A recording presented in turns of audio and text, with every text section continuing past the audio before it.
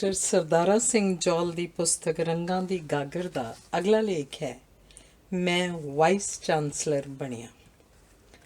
ਜਦ ਮੈਂ Punjab agriculture university ਦੇ ਖੋਜ ਨਿਰਦੇਸ਼ਕ ਦੇ ਤੌਰ 'ਤੇ ਜ਼ਿੰਮੇਵਾਰੀ ਸੰਭਾਲੀ ਤਾਂ ਉਸ ਵਕਤ ਮੈਥੋਂ ਕੁਝ ਸੀਨੀਅਰ ਪ੍ਰੋਫੈਸਰ ਡੀਨ ਆਦਿ ਲੱਗੇ ਹੋਏ ਸਨ ਜੋ ਖੋਜ ਨਿਰਦੇਸ਼ਕ ਬਣਨ ਦੇ ਖਾਸ਼ਮੰਦ ਸਨ। ਪਰ ਵਾਈਸ ਚਾਂਸਲਰ ਸਾਹਿਬ ਦਾ ਭਰੋਸਾ ਮੇਰੇ 'ਤੇ ਵੱਧ ਸੀ, ਜਿਹਦਾ ਹਮੇਸ਼ਾ ਧੰਨਵਾਦੀ ਰਿਹਾ ਹਾਂ। ਇਸ ਅਸਾਮੀ 'ਤੇ ਕੰਮ ਕਰਕੇ ਮੈਂ ਬਹੁਤ ਕੁਝ ਸਿੱਖਿਆ। ਮੈਂ ਵਿਗਿਆਨ ਦਾ BSc ਤੱਕ ਵਿਦਿਆਰਥੀ ਰਿਹਾ ਸਾਂ, ਇਸ ਕਰਕੇ ਵਿਗਿਆਨੀਆਂ ਦੀ ਭਾਸ਼ਾ ਮੇਰੇ ਲਈ ਕੋਈ ਓਪਰੀ ਨਹੀਂ ਸੀ। ਆਦਤ ਮੁਤਾਬਕ ਜੇ ਕੋਈ ਚੀਜ਼ ਮੇਰੀ ਪੂਰੀ ਤਰ੍ਹਾਂ ਸਮਝ 'ਚ ਨਾ ਪਵੇ ਤਾਂ ਮੈਂ ਉਨਾ ਚਿਰ ਅੱਗੇ ਨਹੀਂ ਸੀ ਵੱਧਦਾ ਜਦ ਤੱਕ ਮੈਨੂੰ ਸਮਝ ਨਾ ਆ ਜਾਏ। ਕਈ ਪ੍ਰੋਫੈਸਰ ਬਲਫ ਮਾਰਦੇ ਮੈਂ ਇਸੇ ਤਰ੍ਹਾਂ ਫੜੇ, ਕਿਉਂਕਿ ਮੈਨੂੰ ਉਦੋਂ ਤੱਕ ਹਰ ਪੱਖ ਤੋਂ ਖੇਤੀ ਖੋਜ, ਪ੍ਰਸਾਰਣ ਅਤੇ ਅਧਿਆਪਨ ਬਾਰੇ ਰਾਸ਼ਟਰੀ ਅਤੇ ਅੰਤਰਰਾਸ਼ਟਰੀ ਪੱਧਰ 'ਤੇ ਤਜਰਬਾ ਹੋ ਚੁੱਕਾ ਸੀ। ਇਸ ਅਸਾਮੀ 'ਤੇ ਮੈਨੂੰ ਕੰਮ ਕਰਨ 'ਚ ਕੋਈ ਦਿੱਕਤ ਪੇਸ਼ ਨਹੀਂ ਆਈ, ਸਗੋਂ ਇੱਥੋਂ ਮੈਂ ਕੁਝ ਨਵੇਂ ਪੂਰਨੇ ਪਾਉਣ ਦੇ ਕਾਬਲ ਹੋ ਸਕਿਆ ਸਾਂ।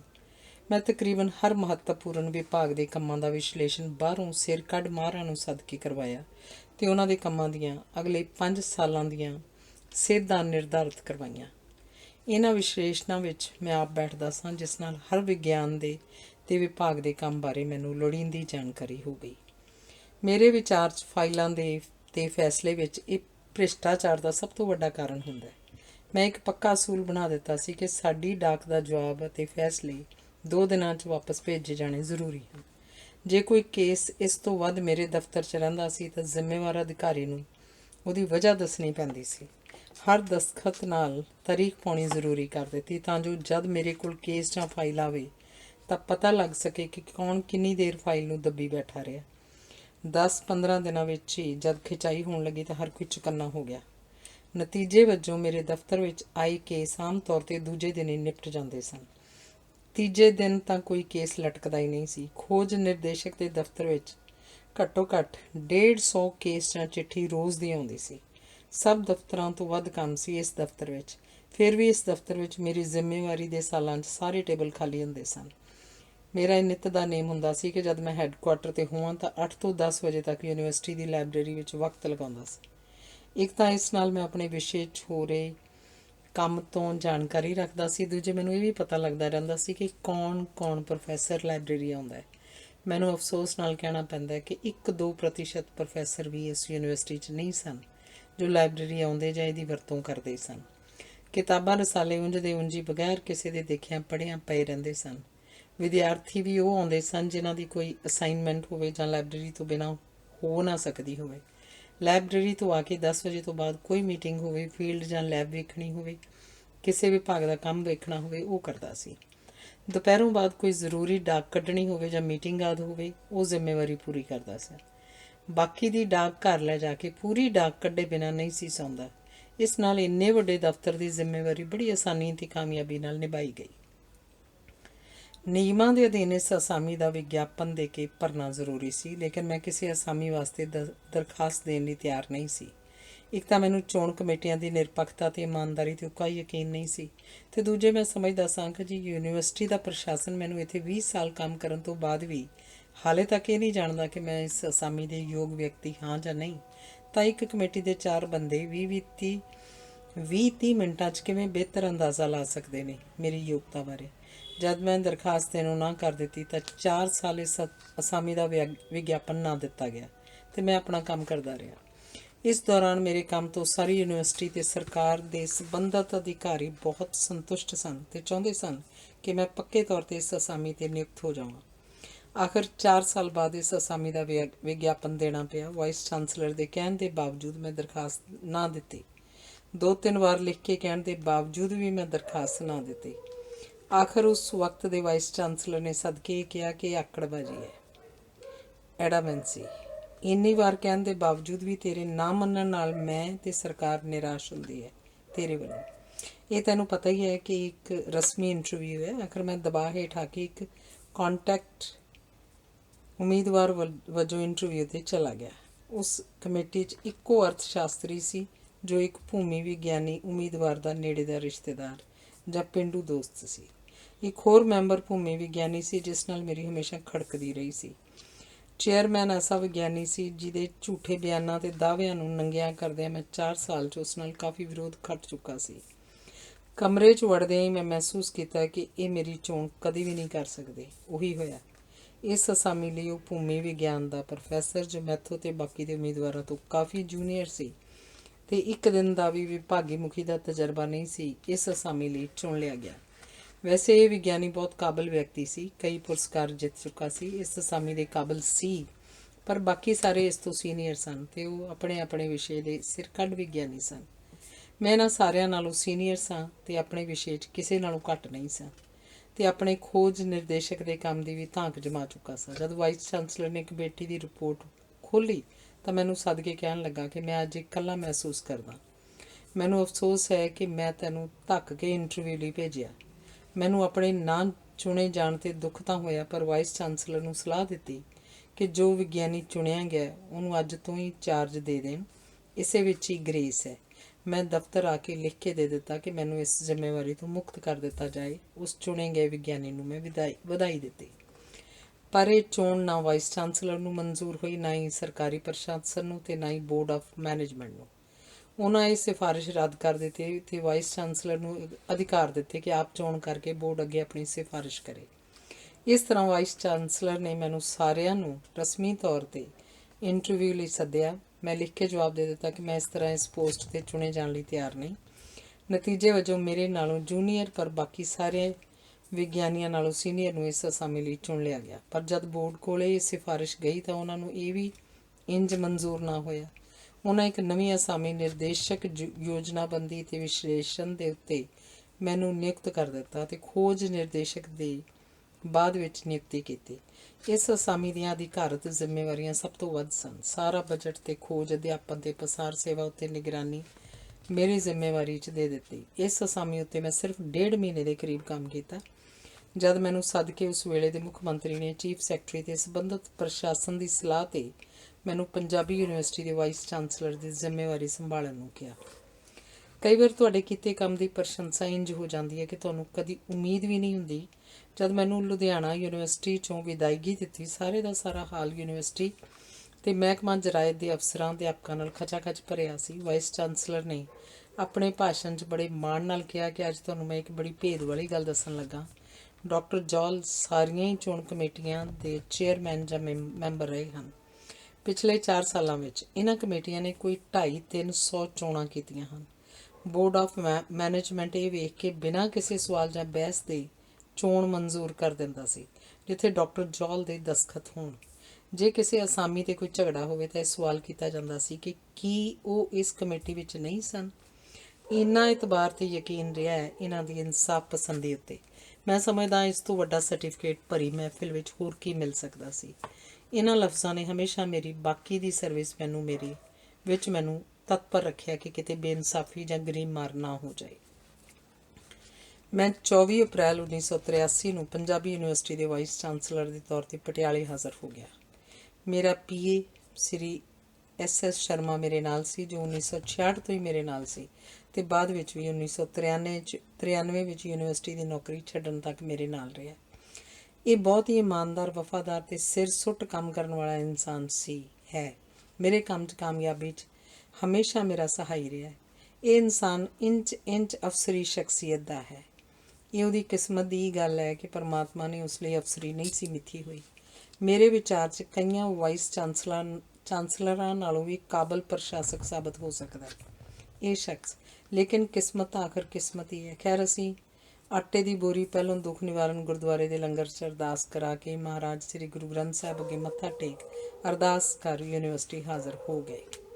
ਉਸ ਦਿਨ ਪੂਰਾ 1.5 ਮਹੀਨਾ ਹੋ ਗਿਆ ਸੀ ਕਿ ਯੂਨੀਵਰਸਿਟੀ ਬੰਦ ਪਈ ਸੀ। ਵਿਦਿਆਰਥੀ ਤੇ ਅਧਿਆਪਕ ਹੜਤਾਲ ਕਰਕੇ ਧਰਨਾ ਲਾਈ ਬੈਠੇ ਸਨ। ਯੂਨੀਵਰਸਿਟੀ ਸਿੰਡੀਕੇਟ ਦੀ ਮੀਟਿੰਗ ਵੀ 6 ਮਹੀਨੇ ਤੋਂ ਨਹੀਂ ਸੀ ਹੋਣ ਦਿੱਤੀ।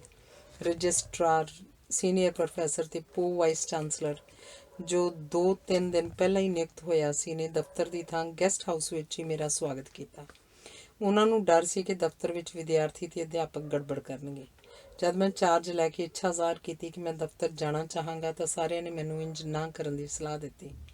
ਮੈਂ ਸੋਚਿਆ, ਬੱਕਰੇ ਦੀ ਮਾਂ ਕਦ ਤੱਕ ਸੁੱਖਾ ਮਨਾਏਗੀ। ਜੇ ਉਖਲੀ 'ਚ ਸਿਰ ਦਿੱਤਾ ਹੀ ਹੈ ਤਾਂ ਹੁਣ ਮੂਲਿਆਂ ਦਾ ਕੀ ਡਰ। ਘਰੋਂ ਮੈਂ ਘਰਦਿਆਂ ਨੂੰ ਵੀ ਕਹਿ ਕੇ ਤੁਰਿਆ ਸੀ ਕਿ ਤੁਸੀਂ ਮੇਰੇ ਬਾਰੇ ਜ਼ਿੰਦਾਬਾਦ ਮੁਰਦਾਬਾਦ ਦੀ ਕੋਈ ਫਿਕਰ ਨਹੀਂ ਕਰਨੀ। ਮੇਰੇ ਪੁਤਲੇ ਵੀ ਸਾੜੇ ਜਾਣਗੇ, ਪਰਵਾਹ ਨਹੀਂ ਕਰਨੀ। ਮੈਂ ਸਾਰਿਆਂ ਦੀ ਸਲਾਹ ਨਾ ਮੰਨਦੇ ਹੋਏ ਦਫ਼ਤਰ ਆ ਗਿਆ। ਸਾਰੇ ਮੇਰੇ ਨਾਲ ਹੀ ਆ ਗਏ। ਜਦ ਰਾਹ 'ਚ ਦਫ਼ਤਰ ਅੱਗੇ ਨਾਅਰੇ ਲੱਗੇ ਤਾਂ ਮੈਂ ਪੇਸ਼ਕਸ਼ ਕੀਤੀ ਕਿ ਦੋਨੋਂ ਯੂਨੀਅਨਾਂ ਵਿਦਿਆਰਥੀਆਂ ਅਤੇ ਅਧਿਆਪਕਾਂ ਦੀਆਂ ਅੰਦਰ ਆ ਜਾਣ। ਬੈਠ ਕੇ ਤਸੱਲੀ ਨਾਲ ਮੈਂ ਤੁਹਾਡੀ ਗੱਲ ਸੁਣਨਾ ਚਾਹਾਂਗਾ। ਸਾਡੀ ਮੀਟਿੰਗ ਸ਼ੁਰੂ ਹੁੰਦਿਆਂ ਹੀ ਮੈਂ ਮਾਣ ਨਾਲ ਅਤੇ ਪਿਆਰ ਨਾਲ ਕਿਹਾ ਕਿ ਮੈਂ ਵੀ ਤਾਂ ਇੱਕ ਅਧਿਆਪਕ ਹਾਂ। ਤੁਹਾਨੂੰ ਮੇਰੀ ਇਹ ਨਿਯੁਕਤੀ ਸੁਣ ਕੇ ਹੜਤਾਲ ਚੁੱਕ ਦੇਣੀ ਚਾਹੀਦੀ ਸੀ। ਮੈਂ ਤਾਂ ਤੁਹਾਡੇ 'ਤੇ ਬੜਾ ਮਾਣ ਕਰਕੇ ਅਤੇ ਭਰੋਸਾ ਰੱਖ ਕੇ ਆਇਆ। ਗੱਲ ਅੱਛੇ ਵਾਤਾਵਰਨ ਅਤੇ ਇੱਕ ਦੂਜੇ ਉੱਤੇ ਵਿਸ਼ਵਾਸ ਨਾਲ ਸ਼ੁਰੂ ਹੋਈ। ਮੈਂ ਆਪਣੇ ਅਸੂਲ, ਜਿਨ੍ਹਾਂ 'ਤੇ ਮੈਂ ਚੱਲਣ ਦੀ ਨੀਅਤ ਰੱਖ ਫੈਸਲਾ ਕਰਕੇ ਘਰੋਂ ਚੱਲਿਆ ਸੀ, ਇੰਜ ਸਾਰਿਆਂ ਦੇ ਸਾਹਮਣੇ ਰੱਖ ਦਿੱਤੇ। ਨੰਬਰ 1, ਆਪਣੀ ਪੂਰੀ ਟਰਮ 'ਚ ਇੱਕ ਵਾਰ ਵੀ ਮੈਂ ਤੁਹਾਡੇ ਕੋਲ ਝੂਠ ਨਹੀਂ ਬੋਲਾਂਗਾ। ਦੂਜਾ, ਕਿਸੇ ਵੀ ਵਿਅਕਤੀ ਨੂੰ ਇੱਕ ਸੇਵਾਦਾਰ ਤੋਂ ਪ੍ਰੋਫੈਸਰ ਜਾਂ ਰਜਿਸਟਰਾਰ ਤੱਕ ਇਹ ਖੁੱਲ੍ਹ ਹੈ ਕਿ ਮੇਰੀ ਕੋਈ ਵੀ ਗਲਤੀ ਜਾਂ ਗਲਤ ਫੈਸਲੇ ਬਾਰੇ ਮੈਨੂੰ ਦੱਸ ਸਕਦਾ ਹੈ ਅਤੇ ਸਲਾਹ ਦੇ ਸਕਦਾ ਹੈ। ਠੀਕ ਹੋਏਗੀ ਸਲਾਹ ਤਾਂ ਜ਼ਰੂਰ ਅਮਲ ਹੋਏਗਾ। ਤੀਜਾ, ਚੋਣਾਂ ਅਤੇ ਫੈਸਲਿਆਂ ਵਿੱਚ ਕੋਈ ਪੱਖਪਾਤ ਨਹੀਂ ਕੀਤਾ ਜਾਏਗਾ। ਗਲਤੀ ਹੋ ਸਕਦੀ ਹੈ, ਬੇਈਮਾਨੀ ਨਹੀਂ ਹੋਏਗੀ। ਨੰਬਰ 4, ਸਾਰੇ ਫੈਸਲੇ ਦਲੀਲ 'ਤੇ ਹੋਣਗੇ। ਕੋਈ ਫਰਕ ਨਹੀਂ ਪਏਗਾ ਤੁਹਾਡੇ 'ਚੋਂ ਇੱਕ ਵਿਅਕਤੀ ਆਏ, ਤੁਸੀਂ ਇਕੱਠੇ ਹੋ ਕੇ ਆਓ। ਯੂਨੀਅਨਾਂ ਜਾਂ ਐਸੋਸੀਏਸ਼ਨਾਂ ਆਉਣ, ਛੋਟਾ ਆਏ ਜਾਂ ਵੱਡਾ ਆਏ, ਰੌਲੀ ਪਾਓ ਨਾ ਪਾਓ, ਨਾਅਰੇ ਲਾਓ ਨਾ ਲਾਓ, ਫੈਸਲਾ ਦਲੀਲ ਅਤੇ ਲੌਜਿਕ 'ਤੇ ਆਧਾਰਿਤ ਹੋਏਗਾ। ਪੰਜਵਾਂ, ਮੇਰੇ ਕੰਮ ਕਰਨ ਦਾ ਤਰੀਕਾ ਇਹ ਹੋਏਗਾ ਕਿ ਜੇ ਤੁਸੀਂ ਦਲੀਲ ਨਾਲ ਮੈਨੂੰ ਮਸਲਾ ਸਮਝਾ ਦਿੱਤਾ ਤਾਂ ਪਹਿਲਾ, ਜੋ ਮੇਰੇ ਅਧਿਕਾਰ ਤੇ ਤਾਕਤ 'ਚ ਹੋਏਗਾ ਮੈਂ ਤੁਰੰਤ ਫੈਸਲਾ ਕਰ ਦਿਆਂਗਾ। ਦੂਜਾ, ਜੇ ਮੇਰੀ ਵੱਸ ਦੀ ਗੱਲ ਨਾ ਹੋਈ, ਫੈਸਲਾ ਕਿਤੇ ਉੱਤੇ ਸਰਕਾਰ ਨੇ ਕਰਨਾ ਹੈ ਤਾਂ ਤੁਹਾਡਾ ਤੇ ਮੇਰਾ ਮਸਲਾ ਇੱਕ ਹੈ, ਰਲ ਕੇ ਕੰਮ ਕਰਾਂਗੇ। ਤੀਜਾ, ਜੇ ਮੈਨੂੰ ਤੁਸੀਂ ਕਨਵਿੰਸ ਨਾ ਕਰ ਪਾਏ ਤਾਂ ਤੁਰੰਤ ਜਵਾਬ ਦੇ ਦਿਆਂਗਾ, ਤੁਹਾਡੀ ਗੱਲ ਨਹੀਂ ਮੰਨਾਂਗਾ। 6ਵਾਂ ਪੁਆਇੰਟ, ਬਾਕੀ ਆਪਸੀ ਵਿਸ਼ਵਾਸ ਦੀ ਗੱਲ ਹੁੰਦੀ ਹੈ। ਮੈਨੂੰ ਪੂਰੀ ਆਸ ਹੈ ਕਿ ਮੈਂ ਆਪਣੇ ਵਿਸ਼ਵਾਸ ਨਵੀਆਂ ਲੀਹਾਂ ਉਲੀਕਾਂਗਾ। ਇਸ ਸੰਸਥਾ ਨੂੰ ਆਪਾਂ ਸਾਰਿਆਂ ਸਾਂਝੇ ਤੌਰ 'ਤੇ ਇਸ ਸੰਸਥਾ ਦੇ ਹੱਕ 'ਚ ਚਲਾਉਣਾ, ਇਹ ਮੇਰਾ ਆਸ਼ਾ ਹੈ। ਕੁਝ ਅਧਿਆਪਕਾਂ ਦੇ ਹੱਕਾਂ ਦੀਆਂ ਗੱਲਾਂ ਬਾਰੇ ਵਿਚਾਰ ਵਟਾਂਦਰਾ ਕੀਤਾ ਤਾਂ ਉਹਨਾਂ ਦੀ ਤਸੱਲੀ ਹੋ ਗਈ। ਉਸੇ ਦਿਨ ਸ਼ਾਮ ਨੂੰ ਹੜਤਾਲ ਖਤਮ ਹੋ ਗਈ। ਮੈਂ ਕੁਝ ਵੀ ਨਹੀਂ ਸੀ ਦਿੱਤਾ ਅਧਿਆਪਕਾਂ ਨੂੰ ਸਿਵਾਏ ਇੱਕ ਸੁਹਿਰਦ ਵਿਸ਼ਵਾਸ ਦੇ। ਵਿਦਿਆਰਥੀ ਤਾਂ ਹੜਤਾਲ ਸਿਰਫ ਅਧਿਆਪਕਾਂ ਦੀ ਹਮਦਰਦੀ ਵਿੱਚ ਹੀ ਕਰੀ ਬੈਠੇ ਸਨ। ਸੋ 1.5 ਮਹੀਨੇ ਤੋਂ ਬੰਦ ਯੂਨੀਵਰਸਿਟੀ 2 ਘੰਟਿਆਂ ਦੀ ਆਪਸੀ ਵਿਸ਼ਵਾਸ ਵਿੱਚ ਗੱਲ ਕੀਤਿਆਂ ਦੂਜੇ ਦਿਨ ਹੀ ਖੁੱਲ੍ਹ ਗਈ। ਕਈਆਂ ਵਾਸਤੇ ਇੱਕ ਅਜੀਬ ਚਮਤਕਾਰ ਵਾਲੀ ਗੱਲ ਹੋਈ, ਕਿਉਂਕਿ ਅਧਿਆਪਕ ਅਤੇ ਵਿਦਿਆਰਥੀ ਕਿਸੇ ਦੀ ਸੁਣਦੇ ਹੀ ਨਹੀਂ ਸਨ ਅਤੇ ਕਿਸੇ ਉੱਤੇ ਵਿਸ਼ਵਾਸ ਹੀ ਨਹੀਂ ਸਨ ਕਰਦੇ। ਮੈਂ ਸਿਰਫ ਆਪਣੀ ਸੁਹਿਰਦਤਾ ਤੋਂ ਸਿਵਾਏ ਇਹਨਾਂ ਨੂੰ ਕੁਝ ਨਹੀਂ ਸੀ ਦਿੱਤਾ ਅਤੇ ਸਾਰਾ ਪਾਸਾ ਹੀ ਪਲਟ ਗਿਆ ਸੀ। ਮੈਂ 3 ਦਿਨ ਯੂਨੀਵਰਸਿਟੀ 'ਚ ਰਿਹਾ ਅਤੇ ਸਾਰੇ ਕੇਸ ਅੱਧੀ ਰਾਤ ਤੱਕ ਬੈਠ ਕੇ ਨਿਪਟਾ ਦਿੱਤੇ। ਤੀਜੇ ਦਿਨ ਫਿਰ ਮੀਟਿੰਗ ਹੋਈ। ਅਧਿਆਪਕਾਂ ਦੀ ਐਸੋਸੀਏਸ਼ਨ ਨੇ ਮੰਗ ਕੀਤੀ ਕਿ ਜੋ ਫੈਸਲੇ ਲਏ ਹਨ ਉਹਨਾਂ ਨੂੰ ਲਿਖ ਕੇ ਦਸਤਖਤ ਹੋ ਜਾਣੇ ਚਾਹੀਦੇ ਹਨ ਅਤੇ ਸਾਨੂੰ ਇੱਕ ਕਾਪੀ ਦਿੱਤੀ ਜਾਏ। ਮੈਂ ਕਿਹਾ ਕਿ ਵੈਸੇ ਤਾਂ ਤੁਹਾਨੂੰ ਜੋ ਮੈਂ ਕਹਿ ਦਿੱਤਾ ਉਸ ਉੱਤੇ ਯਕੀਨ ਕਰਨਾ ਚਾਹੀਦਾ, ਪਰ ਹਾਲੇ ਵਿਸ਼ਵਾਸ ਸ਼ਾਇਦ ਆਪਣੀ ਪੂਰਤੀ ਤੱਕ ਨਹੀਂ ਸੀ ਪਹੁੰਚਿਆ, ਇਸ ਕਰਕੇ ਲਿਖ ਦਿੰਦੇ ਹਾਂ। ਮੈਂ ਰਜਿਸਟਰਾਰ ਨੂੰ ਕਿਹਾ ਕਿ 2 ਘੰਟੇ 'ਚ ਜੋ ਫੈਸਲੇ ਕੀਤੇ ਹਨ ਉਹ ਟਾਈਪ ਕਰਾ ਲਏ ਜਾਣ। ਮੈਂ ਜਾਣ ਤੋਂ ਪਹਿਲਾਂ ਦਸਤਖਤ ਕਰਨਾ ਚਾਹਾਂਗਾ। ਰਜਿਸਟਰਾਰ ਸਾਹਿਬ ਕਹਿਣ ਲੱਗੇ ਕਿ ਇਹ ਕੰਮ ਇੰਨੀ ਛੇਤੀ ਨਹੀਂ ਹੋ ਸਕਦਾ, ਕੱਲ੍ਹ ਜਾਂ ਪਰਸੋਂ ਇਹ ਕਾਰਵਾਈ ਕਲਮਬੱਧ ਕਰਕੇ ਪੇਸ਼ ਕਰ ਦਿੱਤੀ ਜਾਏਗੀ। ਮੇਰਾ ਤਾਂ ਕੰਮ ਕਰਨ ਦਾ ਇਹ ਢੰਗ ਨਹੀਂ ਸੀ। ਮੈਂ ਆਦੇਸ਼ ਦਿੱਤਾ ਕਿ ਮੈਨੂੰ ਇਹ ਕਾਰਵਾਈ ਦਾ ਰਿਕਾਰਡ 1 ਘੰਟੇ 'ਚ ਚਾਹੀਦਾ ਹੈ। ਜੇ ਨਹੀਂ ਕਰ ਸਕਦੇ ਹੋ ਸਟੈਨੋ ਬੁਲਾਓ, ਮੈਂ ਲਿਖਾ ਦਿੰਦਾ। ਅੱਗੋਂ ਤੋਂ ਇਹੋ ਜਿਹੀ ਸਲਾਹ ਦੇਣ ਦੀ ਗਲਤੀ ਨਾ ਕਰਨਾ। ਰਜਿਸਟਰਾਰ ਘਬਰਾ ਗਿਆ ਅਤੇ ਉਹਨੇ 1 ਘੰਟੇ ਵਿੱਚ ਹੀ ਕਾਰਵਾਈ ਟਾਈਪ ਕਰਕੇ ਪੇਸ਼ ਕਰ ਦਿੱਤੀ। ਗੁਰਬਾ ਕੁਸ਼ਤਨ ਬਰੁਜੇ ਅੱਵਲ ਵਾਲੀ ਗੱਲ ਹੋਈ। ਸਾਰਾ ਪ੍ਰਸ਼ਾਸਨ ਹੀ ਚੇਤੰਨ ਹੋ ਗਿਆ। ਇਹਦਾ ਪ੍ਰਭਾਵ ਪ੍ਰਸ਼ਾਸਨ, ਅਧਿਆਪਕਾਂ ਅਤੇ ਵਿਦਿਆਰਥੀਆਂ ਉੱਤੇ ਬਹੁਤ ਹੀ ਅੱਛਾ ਪਿਆ। ਜਦ ਮੈਂ 2 ਦਿਨ ਰਾਤ ਤੱਕ ਬੈਠ ਕੇ ਸਾਰੀ ਡਾਕ ਕੱਢ ਦਿੱਤੀ ਅਤੇ ਕੋਈ ਵੀ ਫੈਸਲਾ ਲਟਕਦਾ ਨਾ ਰਿਹਾ ਤਾਂ ਆਮ ਇਹੋ ਖਿਆਲ ਕੀਤਾ ਜਾਂਦਾ ਸੀ ਕਿ ਪਹਿਲੋਂ ਪਹਿਲ ਦਾ ਚਾਅ ਹੈ, ਛੇਤੀ ਪੁਰਾਣੀਆਂ ਲੀਹਾਂ 'ਤੇ ਆ ਜਾਏਗਾ। ਪਰ ਇੱਥੇ ਇਹ ਨਹੀਂ ਸੀ ਪਤਾ ਕਿ ਮੈਂ ਤਾਂ ਕਦੀ ਵੀ ਕੋਈ ਫਾਈਲ ਜਾਂ ਫੈਸਲਾ ਲਟਕਦਾ ਛੱਡ ਕੇ ਸੁੱਤਾ ਹੀ ਨਹੀਂ ਸੀ। ਪਹਿਲੇ ਦਿਨ ਸੈਕਟਰੀ ਸਾਹਿਬ ਡਾਕ ਦੇ ਨਾਲ ਹੀ ਆ ਗਏ ਅਤੇ ਕਹਿਣ ਲੱਗੇ ਕਿ ਮੈਂ ਡਾਕ ਕਢਾਉਣ ਆਇਆ ਹਾਂ। ਮੈਂ ਉਹਨਾਂ ਨੂੰ ਕਿਹਾ ਕਿ ਇਹ ਮੇਰਾ ਤਰੀਕਾ ਨਹੀਂ, ਤੁਸੀਂ ਆਪਣੀ ਰਾਏ ਦੇ ਕੇ ਫਾਈਲਾਂ ਮੇਰੇ ਪਾਸ ਛੱਡ ਦਿਓ, ਮੈਂ ਖੁਦ ਪੜ੍ਹ ਕੇ ਫੈਸਲੇ ਕਰਾਂਗਾ। ਡਾਕ ਕੱਢਦਿਆਂ ਮੇਰੇ ਕੋਲ ਨਹੀਂ ਹੋਣਾ ਚਾਹੀਦਾ। ਜੇ ਲੋੜ ਪਏਗੀ ਤਾਂ ਮੈਂ ਤੁਹਾਨੂੰ ਸੱਦ ਲਾਂਗਾ। ਇਹ ਉਸ ਵਾਸਤੇ ਪਹਿਲੀ ਵਾਰ ਸੀ ਕਿ ਡਾਕ 'ਤੇ ਉਹਦਾ ਕੋਈ ਕੰਟਰੋਲ ਨਾ ਰਿਹਾ ਅਤੇ ਫੈਸਲਿਆਂ ਵਿੱਚ ਕੋਈ ਹੱਥ ਨਾ ਰਿਹਾ। ਮਗਰੋਂ ਆ ਕੇ ਜਦ ਮੈਂ ਵੇਖਿਆ ਕਿ ਪ੍ਰੋਫੈਸਰਾਂ ਅਤੇ ਸੀਨੀਅਰ ਅਕਾਦਮਿਕ ਅਧਿਕਾਰੀਆਂ ਦੇ ਕੇਸਾਂ 'ਤੇ ਖਾਮਖਾਹ ਟਿੱਪਣੀ ਕੀਤੀ ਜਾਂਦੀ ਹੈ ਤਾਂ ਮੈਂ ਸੈਕਟਰੀ ਨੂੰ ਰੋਕ ਦਿੱਤਾ ਕਿ ਕਿਸੇ ਸੀਨੀਅਰ ਬੰਦੇ ਦੇ ਭੇਜੇ ਕੇਸ 'ਤੇ ਕੋਈ ਟਿੱਪਣੀ ਨਾ ਕੀਤੀ ਜਾਏ। ਜੋ ਰਾਏ ਦੇਣੀ ਹੈ ਜੁਦਾ ਕਾਗਜ਼ ਦੀ ਪਰਚੀ 'ਤੇ ਲਿਖ ਕੇ ਨਾਲ ਪਿੰਨ ਕਰ ਦਿਆ ਕਰੇ। ਇਸ ਤਰ੍ਹਾਂ ਪ੍ਰੋਫੈਸਰਾਂ ਤੇ ਅਕਾਦਮਿਕ ਅਧਿਕਾਰੀਆਂ ਦਾ ਮਾਣ ਵੱਧਦਾ ਸੀ। ਇੱਥੇ ਇਹ ਵੀ ਹਰ ਅਧਿਕਾਰੀ ਨੂੰ ਹਦਾਇਤ ਸੀ ਕਿ ਕਿਸੇ ਕੇਸ 'ਤੇ ਵੀ ਦਸਤਖਤਾਂ ਨਾਲ ਤਾਰੀਖ ਜ਼ਰੂਰ ਪਾਈ ਜਾਏ, ਤਾਂ ਜੋ ਮੈਨੂੰ ਪਤਾ ਲੱਗ ਜਾਏ ਕਿ ਕੌਣ ਕਿੰਨਾ ਚਿਰ ਕੇਸ ਨੂੰ ਦੱਬੀ ਬੈਠਾ ਰਿਹਾ। ਇੰਜ ਕਰਨ ਨਾਲ ਕੰਮ 'ਚ ਤੇਜ਼ੀ ਆ ਗਈ। ਮੈਂ ਤਾਂ ਆਦਤ ਵਜੋਂ ਪਹਿਲਾਂ ਤੋਂ ਹੀ ਆਪਣੇ ਮੇਜ਼ 'ਤੇ ਕੋਈ ਫਾਈਲ ਛੱਡਦਾ ਨਹੀਂ ਸੀ। ਇਸ ਤਰ੍ਹਾਂ ਹਰ ਫੈਸਲਾ ਹੋ ਕੇ ਦੂਜੇ ਦਿਨ ਹੀ ਕਾਗਜ਼ ਵਾਪਸ ਚਲਾ ਜਾਂਦਾ ਸੀ। ਕਈਆਂ ਕੇਸਾਂ 'ਤੇ ਤਾਂ ਫੈਸਲਾ ਉਸੇ ਦਿਨ ਹੀ ਵਾਪਸ ਚਲਾ ਜਾਂਦਾ ਸੀ। ਇਸ ਤਰ੍ਹਾਂ ਭ੍ਰਿਸ਼ਟਾਚਾਰ ਤੇ ਅੜਿੱਕੇਬਾਜ਼ੀ ਦਾ ਸਭ ਤੋਂ ਵੱਡਾ ਕਾਰਨ ਖਤਮ ਹੋ ਗਿਆ ਤੇ ਯੂਨੀਵਰਸਿਟੀ ਦੇ ਸਮੁੱਚੇ ਕੰਮ ਵਿੱਚ ਤੇਜ਼ੀ ਤੇ ਕੁਸ਼ਲਤਾ ਆ ਗਈ। ਮੇਰੇ ਲਈ ਇਸ ਸੰਦਰਭ 'ਚ ਇੱਕ ਬਹੁਤ ਦਿਲਚਸਪ ਵਾਕਿਆ ਹੋਇਆ। ਜਦ ਮੈਂ ਤੀਜੇ ਦਿਨ ਵਾਪਸ ਲੁਧਿਆਣੇ ਆ ਗਿਆ ਤਾਂ ਇੱਕ ਬੰਦਾ ਸਵੇਰੇ ਮੇਰੇ ਘਰ ਆਇਆ। ਉਸ ਕਿਹਾ ਕਿ ਮੇਰੀ ਭੈਣ ਦਾ ਕੇਸ 6-7 ਸਾਲਾਂ ਤੋਂ ਲਟਕ ਰਿਹਾ ਹੈ। ਇਹ ਕੇਸ ਚਾਂਸਲਰ ਕੋਲ ਵੀ ਜਾ ਚੁੱਕਾ ਤੇ ਸ਼ਾਇਦ ਉੱਪਰ ਚਲਾ ਗਿਆ। ਉਹਦਾ ਫੈਸਲਾ ਕਰ ਦਿਓ ਤਾਂ ਧੰਨਵਾਦੀ ਹੋਵਾਂਗਾ। ਮੈਂ ਉਸ ਤੋਂ ਉਹਦੀ ਭੈਣ ਦਾ ਨਾਂ ਪੁੱਛਿਆ ਤਾਂ ਉਹਨੂੰ ਦੱਸਿਆ ਕਿ ਇਹ ਫੈਸਲਾ ਮੈਂ ਕਰ ਦਿੱਤਾ ਹੈ। ਉਹ ਹੈਰਾਨ ਹੋ ਕੇ ਕਹਿਣ ਲੱਗਾ ਕਿ ਇਹ ਕਿਵੇਂ ਹੋ ਸਕਦਾ। ਮੈਂ ਉਹਨੂੰ ਫੇਰ ਕਿਹਾ ਕਿ ਮੈਂ ਕੇਸ ਦਾ ਫੈਸਲਾ ਉਹਦੀ ਭੈਣ ਦੇ ਹੱਕ ਵਿੱਚ ਕਰ ਦਿੱਤਾ ਹੈ। ਉਹਨੂੰ ਫਿਰ ਯਕੀਨ ਨਾ ਆਇਆ ਤੇ ਕਹਿੰਦਾ ਸੀ, ਜੀ ਇੰਨੇ ਚਿਰ ਤੋਂ ਲਟਕਦਾ ਇੰਜ ਕਿਵੇਂ ਫੈਸਲਾ ਹੋ ਸਕਦਾ। ਮੈਂ ਪੁੱਛਿਆ ਕਿ ਤੂੰ ਫੈਸਲਾ ਕਰਾਉਣ ਵਾਸਤੇ ਮੇਰੇ ਪਾਸ ਆਇਆ ਜਾਂ ਰੁਕਵਾਉਣ ਲਈ। ਉਸ ਕਿਹਾ ਕਿ ਆਇਆ ਤਾਂ ਫੈਸਲਾ ਕਰਾਉਣ ਵਾਸਤੇ ਹੀ ਹੈ, ਪਰ ਇਹ ਇੰਜ ਹੋ ਨਹੀਂ ਸਕਦਾ। ਜਦ ਮੈਂ ਉਹਨੂੰ ਕਿਹਾ ਕਿ ਤੂੰ ਵਾਈਸ ਚਾਂਸਲਰ ਨਾਲ ਗੱਲ ਕਰ ਰਿਹਾ ਜਿਹਨੇ ਫੈਸਲਾ ਕਰਨਾ ਹੈ, ਜਦੋਂ ਇਹ ਕਹਿ ਰਿਹਾ ਹੈ ਕਿ ਫੈਸਲਾ ਹੋ ਗਿਆ ਤਾਂ ਕਿਉਂ ਨਹੀਂ ਮੰਨਦਾ। ਉਹ ਬੰਦਾ ਹੈਰਾਨ ਹੋ ਕੇ ਹੱਥ ਮਿਲਾਉਂਦਾ ਨਮਸਕਾਰ ਕੀਤੇ ਬਿਨਾਂ ਹੀ ਚਲਾ ਗਿਆ। ਸਾਡੇ ਦੇਸ਼ ਵਿੱਚ ਲੋਕਾਂ ਦਾ ਯਕੀਨ ਹੀ ਉੱਠ ਗਿਆ ਕਿ ਕੋਈ ਕੰਮ ਤੇਜ਼ੀ ਨਾਲ ਹੋ ਸਕਦਾ ਹੈ ਤੇ ਫੈਸਲੇ ਬਗੈਰ ਸਿਫਾਰਿਸ਼ ਤੋਂ ਹੋ ਸਕਦੇ ਨੇ। ਇਸੇ ਸੰਦਰਭ 'ਚ ਇੱਕ ਕੇਸ ਹੋਰ ਅਦਾਲਤ ਦਾ ਦੱਸਦਾ। ਮੇਰੇ ਪਲਾਟ ਦਾ ਕੇਸ ਸੋਲਨ ਕਚਹਿਰੀ 'ਚ ਚੱਲਦਾ ਸੀ। ਫੈਸਲਾ ਮੇਰੇ ਹੱਕ 'ਚ ਹੋ ਗਿਆ। ਮੇਰੀ ਬੇਨਤੀ 'ਤੇ ਅਸਿਸਟੈਂਟ ਨੇ ਚੈੱਕ ਬਣਾ ਦਿੱਤਾ। ਉਹ ਕਹੇ ਦੇਵਾਂਗਾ ਤਦ ਜੇ ਜੱਜ ਮੈਨੂੰ ਆਪ ਕਹੇ, ਨਹੀਂ ਤਾਂ ਜੱਜ ਸਮਝੇਗਾ ਕਿ ਮੈਂ ਪੈਸੇ ਲੈ ਕੇ ਛੇਤੀ ਕੰਮ ਕੀਤਾ ਹੈ। ਹਰ ਕੇਸ ਸਮਝਿਆ ਜਾਂਦਾ ਹੈ ਕਿ ਲਟਕਾਇਆ ਜਾਣਾ ਜ਼ਰੂਰੀ ਹੈ। ਛੇਤੀ ਕੀਤੇ ਕੰਮ ਨੂੰ ਸਗੋਂ ਕਈ ਵਾਰੀ ਸ਼ੱਕ ਦੀ ਨਜ਼ਰ ਨਾਲ ਵੇਖਿਆ ਜਾਂਦਾ ਹੈ। ਮੈਂ ਤਕਰੀਬਨ 4-450 ਫਾਈਲਾਂ ਦਾ ਫੈਸਲਾ ਕਰਕੇ 2 ਦਿਨਾਂ 'ਚ ਆਇਆ ਸਾਂ। ਬਹੁਤ ਸਾਰੇ ਕੇਸ ਕਈਆਂ ਸਾਲਾਂ ਤੋਂ ਲਟਕ ਰਹੇ ਸਨ ਤੇ ਫਾਈਲਾਂ ਮੋਟੀਆਂ ਹੁੰਦੀਆਂ ਜਾਂਦੀਆਂ ਸਨ। ਦਰਅਸਲ ਤਾਂ ਸਾਡੇ ਵਿੱਦਿਅਕ ਅਦਾਰਿਆਂ ਤੇ ਯੂਨੀਵਰਸਿਟੀਆਂ ਨੂੰ ਪ੍ਰਸ਼ਾਸਨ ਨੂੰ ਸਰਲ ਤੇ ਤੇਜ਼ ਕਰਨ 'ਚ ਰਹਿਨੁਮਾਈ ਕਰਨੀ ਚਾਹੀਦੀ ਹੈ, ਪਰ ਹੋ ਇਸ ਤੋਂ ਉਲਟ ਰਿਹਾ ਕਿ ਇਹ ਅਦਾਰੇ ਸਰਕਾਰੀ ਲੀਹਾਂ 'ਤੇ ਚੱਲ ਰਹੇ ਹਨ ਤੇ ਕੇਸਾਂ ਨਾਲ ਵਤੀਰਾ ਸਰਕਾਰੀ ਢਾਂਚੇ ਨਾਲੋਂ ਵੀ ਗੁੰਝਲਦਾਰ ਤੇ ਲੰਬਾ ਕਰੀ ਜਾ ਰਹੇ ਹਨ। ਮਸਲਾ ਦਰਅਸਲ ਇਹ ਹੈ ਕਿ ਕੋਈ ਆਪਣੀ ਜ਼ਿੰਮੇਵਾਰੀ 'ਤੇ ਫੈਸਲਾ ਲੈਣ ਨੂੰ ਤਿਆਰ ਨਹੀਂ। ਘੁੱਗੀ ਤੇ ਘੁੱਗੀ ਮਾਰੀ ਜਾਂਦੇ ਹਨ। ਕੇਸ ਉੱਤੇ ਜੋ ਇੱਕ ਕਲਰਕ ਨੇ ਜਾਂ ਅਸਿਸਟੈਂਟ ਨੇ ਲਿਖ ਦਿੱਤਾ ਉਹ ਰੱਬੀ ਸ਼ਬਦ ਹੋ ਜਾਂਦੇ ਹਨ। ਜੇ 10 ਉੱਪਰਲੇ ਅਧਿਕਾਰੀਆਂ ਨੇ ਉਹਦੇ ਉੱਪਰ ਆਪਣੀ ਟਿੱਪਣੀ ਲਿਖਣੀ ਆ ਤਾਂ ਉਹੀ ਦੁਹਰਾਈ ਜਾਂਦੇ ਨੇ ਤੇ ਫੈਸਲਾ ਕਰਨ ਵਾਲਾ ਉਸੇ ਮੱਖੀ ਤੇ ਮੱਖੀ ਮਾਰ ਦਿੰਦਾ। ਹਰ ਕੋਈ ਆਪਣਾ ਅਧਿਕਾਰ ਤੇ ਅੜਿੱਕੇ ਦੀ ਤਾਕਤ ਦੀ ਵਰਤੋਂ ਤਾਂ ਪੂਰੀ ਕਰਦਾ ਹੈ, ਪਰ ਫੈਸਲੇ ਦੀ ਜ਼ਿੰਮੇਵਾਰੀ ਨਹੀਂ ਲੈਂਦਾ। ਇਸੇ ਕਰਕੇ ਫੈਸਲੇ ਲਟਕ ਜਾਂਦੇ ਨੇ ਤੇ ਭ੍ਰਿਸ਼ਟਾਚਾਰ ਦਾ ਬੋਲਬਾਲਾ ਹੋ ਜਾਂਦਾ ਹੈ। ਅਫਸਰ ਜਾਂ ਉੱਚ ਅਧਿਕਾਰੀ ਜ਼ਿੰਮੇਵਾਰੀ ਲੈਣ ਤੇ ਫੈਸਲੇ ਕਰਨ ਦੀ ਤਨਖਾਹ ਲੈਂਦੇ ਹਨ, ਪਰ ਇਸੇ ਤੋਂ ਹੀ ਕੰਨੀ ਕਤਰਾਉਂਦੇ ਹਨ। ਜੇ ਹਰ ਅਧਿਕਾਰੀ ਆਪਣੀ ਜ਼ਿੰਮੇਵਾਰੀ ਨਾਲ ਆਪਣੀ ਪੱਧਰ 'ਤੇ ਨਿਰਪੱਖ ਫੈਸਲੇ ਲੈਣ ਤਾਂ ਮੈਨੂੰ ਯਕੀਨ ਹੈ ਕਿ ਸਾਰਾ ਪ੍ਰਸ਼ਾਸਨ ਸੁਚਾਰੂ ਤੇ ਸਰਲ ਹੋ ਸਕਦਾ ਹੈ।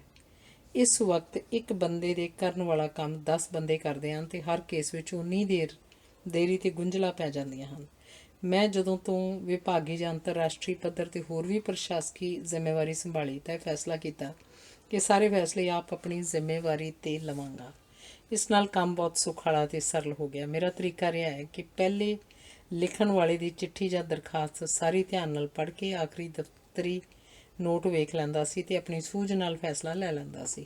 ਇਹ ਤਰੀਕਾ ਫਾਈਲਾਂ ਨਾਲ ਨਜਿੱਠਣ 'ਚ ਬੜੀ ਤੇਜ਼ੀ ਲਿਆਉਂਦਾ ਹੈ।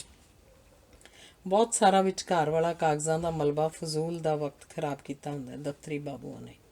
ਮੈਂ ਡਿਊਟੀ ਉੱਤੇ ਹਾਜ਼ਰ ਹੋਣ ਤੋਂ ਬਾਅਦ ਗਵਰਨਰ ਚਾਂਸਲਰ ਨੂੰ ਜਦ ਚੰਡੀਗੜ੍ਹ ਮਿਲਣ ਗਿਆ ਤਾਂ ਮੁਲਾਕਾਤ ਦੌਰਾਨ ਉਹਨਾਂ ਕਿਹਾ ਕਿ ਅਸੀਂ ਤਾਂ ਆਪਣੀ ਤਰਫੋਂ ਇਸ ਯੂਨੀਵਰਸਿਟੀ 'ਤੇ ਕਾਂਟਾ ਫੇਰ ਚੁੱਕੇ ਹਾਂ, ਰਾਈਟ ਆਫ ਕਰ ਚੁੱਕੇ ਹਾਂ। ਮੈਂ ਸੋਚਿਆ ਕਿ ਯੂਨੀਵਰਸਿਟੀ ਦੀ ਹੜਤਾਲ ਤੋਂ ਸਤੀ ਹੋਈ ਹੈ ਸਰਕਾਰ, ਇਸ ਕਰਕੇ ਇੰਜ ਕਿਹਾ। ਇਸ ਤੋਂ ਪਿੱਛੋਂ ਜਦ ਮੈਂ ਮੁੱਖ ਮੰਤਰੀ ਸਰਦਾਰ ਦਰਬਾਰਾ ਸਿੰਘ ਨੂੰ ਮਿਲਣ ਗਿਆ ਤਾਂ ਉਹਨਾਂ ਵੀ ਇਹੋ ਲਫ਼ਜ਼ ਵਰਤੇ। ਮੈਂ ਪੁੱਛਿਆ, ਜੇ ਸਰਕਾਰ ਨੇ ਇਸ ਯੂਨੀਵਰਸਿਟੀ 'ਤੇ ਕਾਂਟਾ ਹੀ ਮਾਰ ਦਿੱਤਾ ਸੀ ਤਾਂ ਮੈਨੂੰ ਕੋਈ ਸਜ਼ਾ ਦੇਣ ਲਈ ਉੱਥੇ ਵਾਈਸ ਚਾਂਸਲਰ ਲਾਇਆ?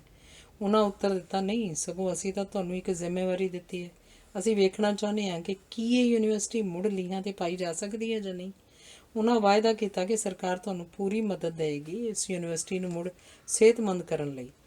ਪਹਿਲੀਆਂ ਟਿੱਪਣੀਆਂ ਸੁਣ ਕੇ ਤਾਂ ਮੈਂ ਕੁਝ ਨਿਰਾਸ਼ ਹੋਇਆ, ਪਰ ਮੁੱਖ ਮੰਤਰੀ ਦੀ ਮਦਦ ਦਾ ਵਿਸ਼ਵਾਸ ਦਿਵਾਉਣ ਨਾਲ ਮੈਨੂੰ ਕਾਫੀ ਹੌਸਲਾ ਮਿਲਿਆ। ਕੁਝ ਦਿਨਾਂ ਵਿੱਚ ਹੀ ਪਟਿਆਲਾ ਸ਼ਹਿਰ ਨੇ ਫੈਸਲਾ ਕੀਤਾ ਕਿ ਮੈਨੂੰ ਸਿਵਲ ਰਿਸੈਪਸ਼ਨ ਦਿੱਤੀ ਜਾਏ। ਬੜੇ ਮਾਣ ਵਾਲੀ ਗੱਲ ਸੀ। ਇੱਥੇ ਕਿਸੇ ਵਾਈਸ ਚਾਂਸਲਰ ਨੂੰ ਪਹਿਲੀ ਵਾਰ ਇੰਜ ਸਤਿਕਾਰ ਦਿੱਤਾ ਜਾ ਰਿਹਾ ਸੀ। ਰਿਸੈਪਸ਼ਨ ਵਾਲੇ ਦਿਨ ਮੈਂ ਸਵੇਰੇ ਮੁੱਖ ਮੰਤਰੀ ਨੂੰ ਕਿਸੇ ਕੰਮ ਖਾਤਰ ਮਿਲਣ ਗਿਆ ਤਾਂ ਉਹਨਾਂ ਦੇ ਕਮਰੇ 'ਚ ਕਾਫੀ ਲੋਕ ਸਨ। ਮੈਨੂੰ ਮਿਲਦਿਆਂ ਹੀ ਕਹਿਣ ਲੱਗੇ, ਪਤਾ ਲੱਗਿਆ ਕਿ ਤੁਹਾਨੂੰ ਸਿਵਲ ਰਿਸੈਪਸ਼ਨ ਦਿੱਤੀ ਜਾ ਰਹੀ ਹੈ, ਉੱਥੇ ਨਹੀਂ ਜਾਣਾ, ਉਹ ਤਾਂ ਅਕਾਲੀ ਪਾਰਟੀ ਦੇ ਬੰਦੇ ਹਨ। ਮੈਂ ਕਿਹਾ ਕਿ ਇਸ 'ਚ ਕਿਸੇ ਪਾਰਟੀ ਦਾ ਤਾਂ ਕੋਈ ਸਵਾਲ ਹੀ ਨਹੀਂ, ਮੈਂ ਕੋਈ ਸਿਆਸੀ ਪਾਰਟੀ ਦਾ ਬੰਦਾ ਤਾਂ ਹੈ ਹੀ ਨਹੀਂ। ਇਹ ਤਾਂ ਰੋਟਰੀ ਕਲੱਬ ਕਰਕੇ ਤੇ ਉਂਝ ਲੋਕਾਂ ਦਾ ਪਿਆਰ ਹੈ ਜੋ ਇਹ ਸਤਿਕਾਰ ਦੇ ਰਹੇ ਹਨ। ਨਾਲੇ ਤੁਹਾਡਾ ਕਮਿਸ਼ਨਰ ਇਸ ਜਲਸੇ ਦੀ ਪ੍ਰਧਾਨਗੀ ਕਰ ਰਿਹਾ। ਕਹਿਣ ਲੱਗੇ ਕਿ ਨਹੀਂ, ਇਸ ਪਾਰਟੀ 'ਤੇ ਨਹੀਂ ਜਾਣਾ। ਮੈਂ ਕਮਿਸ਼ਨਰ ਨੂੰ ਵੀ ਰੋਕ ਦਿਆਂਗਾ। ਮੈਂ ਹੱਕਾ ਬੱਕਾ ਰਹਿ ਗਿਆ ਕਿ ਮੈਨੂੰ ਪਹਿਲੀ ਵਾਰ ਕਿਸੇ ਨੇ ਸਖਤੀ ਨਾਲ ਕਿਤੋਂ ਜਾਣ ਜਾਂ ਵਿਚਰਨ ਤੋਂ ਰੋਕਿਆ ਸੀ। ਮੈਂ ਬੇਨਤੀ ਕੀਤੀ ਕਿ ਜੇ ਇਹ ਗੱਲ ਹੈ ਤਾਂ ਜੁਦਾ ਹੋ ਕੇ ਮੇਰੀ ਗੱਲ ਸੁਣ ਲਓ। ਮੈਨੂੰ ਉਹਨਾਂ ਨਾਲ ਦੇ ਕਮਰੇ 'ਚ ਬੈਠਣ ਨੂੰ ਕਿਹਾ। ਕੁਝ ਮਿੰਟਾਂ ਬਾਅਦ ਜਦ ਅੰਦਰ ਆਏ ਤਾਂ ਮੈਂ ਵੀ ਸੰਭਲ ਚੁੱਕਾ ਸਾਂ। ਮੈਂ ਕਿਹਾ, ਸੀਐਮ ਸਾਹਿਬ, ਮੈਂ ਤੁਹਾਡਾ ਧੰਨਵਾਦੀ ਹਾਂ ਕਿ ਤੁਹਾਡੀ ਸਰਕਾਰ ਨੇ ਮੈਨੂੰ ਵੀਸੀ ਦੇ ਕਾਬਲ ਸਮਝਿਆ ਅਤੇ ਮੈਨੂੰ ਇਹ ਨਿਯੁਕਤੀ ਦਿੱਤੀ, ਪਰ ਮੈਂ ਸੋਚਦਾ ਕਿ ਮੈਂ ਕੀ ਭੜੂਆ ਵਾਈਸ ਚਾਂਸਲਰ ਹੋਇਆ ਕਿ ਸ਼ਹਿਰ ਤਾਂ ਇੰਨੇ ਪਿਆਰ ਅਤੇ ਸਤਿਕਾਰ ਨਾਲ ਜਨਤਕ ਸਵਾਗਤ ਕਰਨਾ ਚਾਹੇ ਅਤੇ ਮੈਂ ਮੌਕੇ 'ਤੇ ਜਾਵਾਂ ਵੀ ਨਾ। ਮੈਂ ਤੁਹਾਨੂੰ ਕੋਈ ਵੰਗਾਰ ਨਹੀਂ ਦਿੰਦਾ, ਪਰ ਮੇਰੀ ਇਹ ਮਜਬੂਰੀ ਹੈ ਕਿ ਹੁਣ ਤਾਂ ਭਾਵੇਂ ਇਹ ਸਵਾਗਤ ਦਲ ਖਾਲਸਾ ਵਾਲਿਆਂ ਵੱਲੋਂ ਕੀਤਾ ਹੋਵੇ, ਮੈਂ ਤਾਂ ਵੀ ਜਾਵਾਂਗਾ। ਮੈਨੂੰ ਅਫਸੋਸ ਹੈ ਕਿ ਮੈਂ ਤੁਹਾਨੂੰ ਨਿਰਾਸ਼ ਕਰ ਰਿਹਾ, ਪਰ ਇੱਕ ਕੰਮ ਕਰਦਾ ਕਿ ਮੈਂ ਤੁਹਾਡੀ ਪੋਜੀਸ਼ਨ ਨੂੰ ਵੇਖਦਾ ਹੋਇਆ ਆਪਣਾ ਅਸਤੀਫਾ ਹੁਣੇ ਆਪ ਜੀ ਨੂੰ ਫੜਾ ਦਿੰਦਾ। ਪਰ ਇੱਕ ਬੇਨਤੀ ਹੈ ਕਿ ਅਸਤੀਫਾ ਸਵੇਰੇ ਮਨਜ਼ੂਰ ਕਰ ਲੈਣਾ ਤਾਂ ਕਿ ਹੁਣ ਸ਼ਾਮ ਨੂੰ ਮੈਂ ਉਸ ਸਵਾਗਤੀ ਜਲਸੇ ਵਿੱਚ ਸ਼ਾਮਲ ਹੋ ਸਕਾਂ। ਇਹ ਸੁਣ ਕੇ ਸਰਦਾਰ ਦਰਬਾਰਾ ਸਿੰਘ ਕਹਿਣ ਲੱਗੇ, ਵੇਖੋ, ਮੈਂ ਇੱਕ ਸਿਆਸੀ ਆਦਮੀ ਹਾਂ, ਮੇਰੇ ਉੱਤੇ ਬੜੇ ਦਬਾਅ ਪੈਂਦੇ ਨੇ।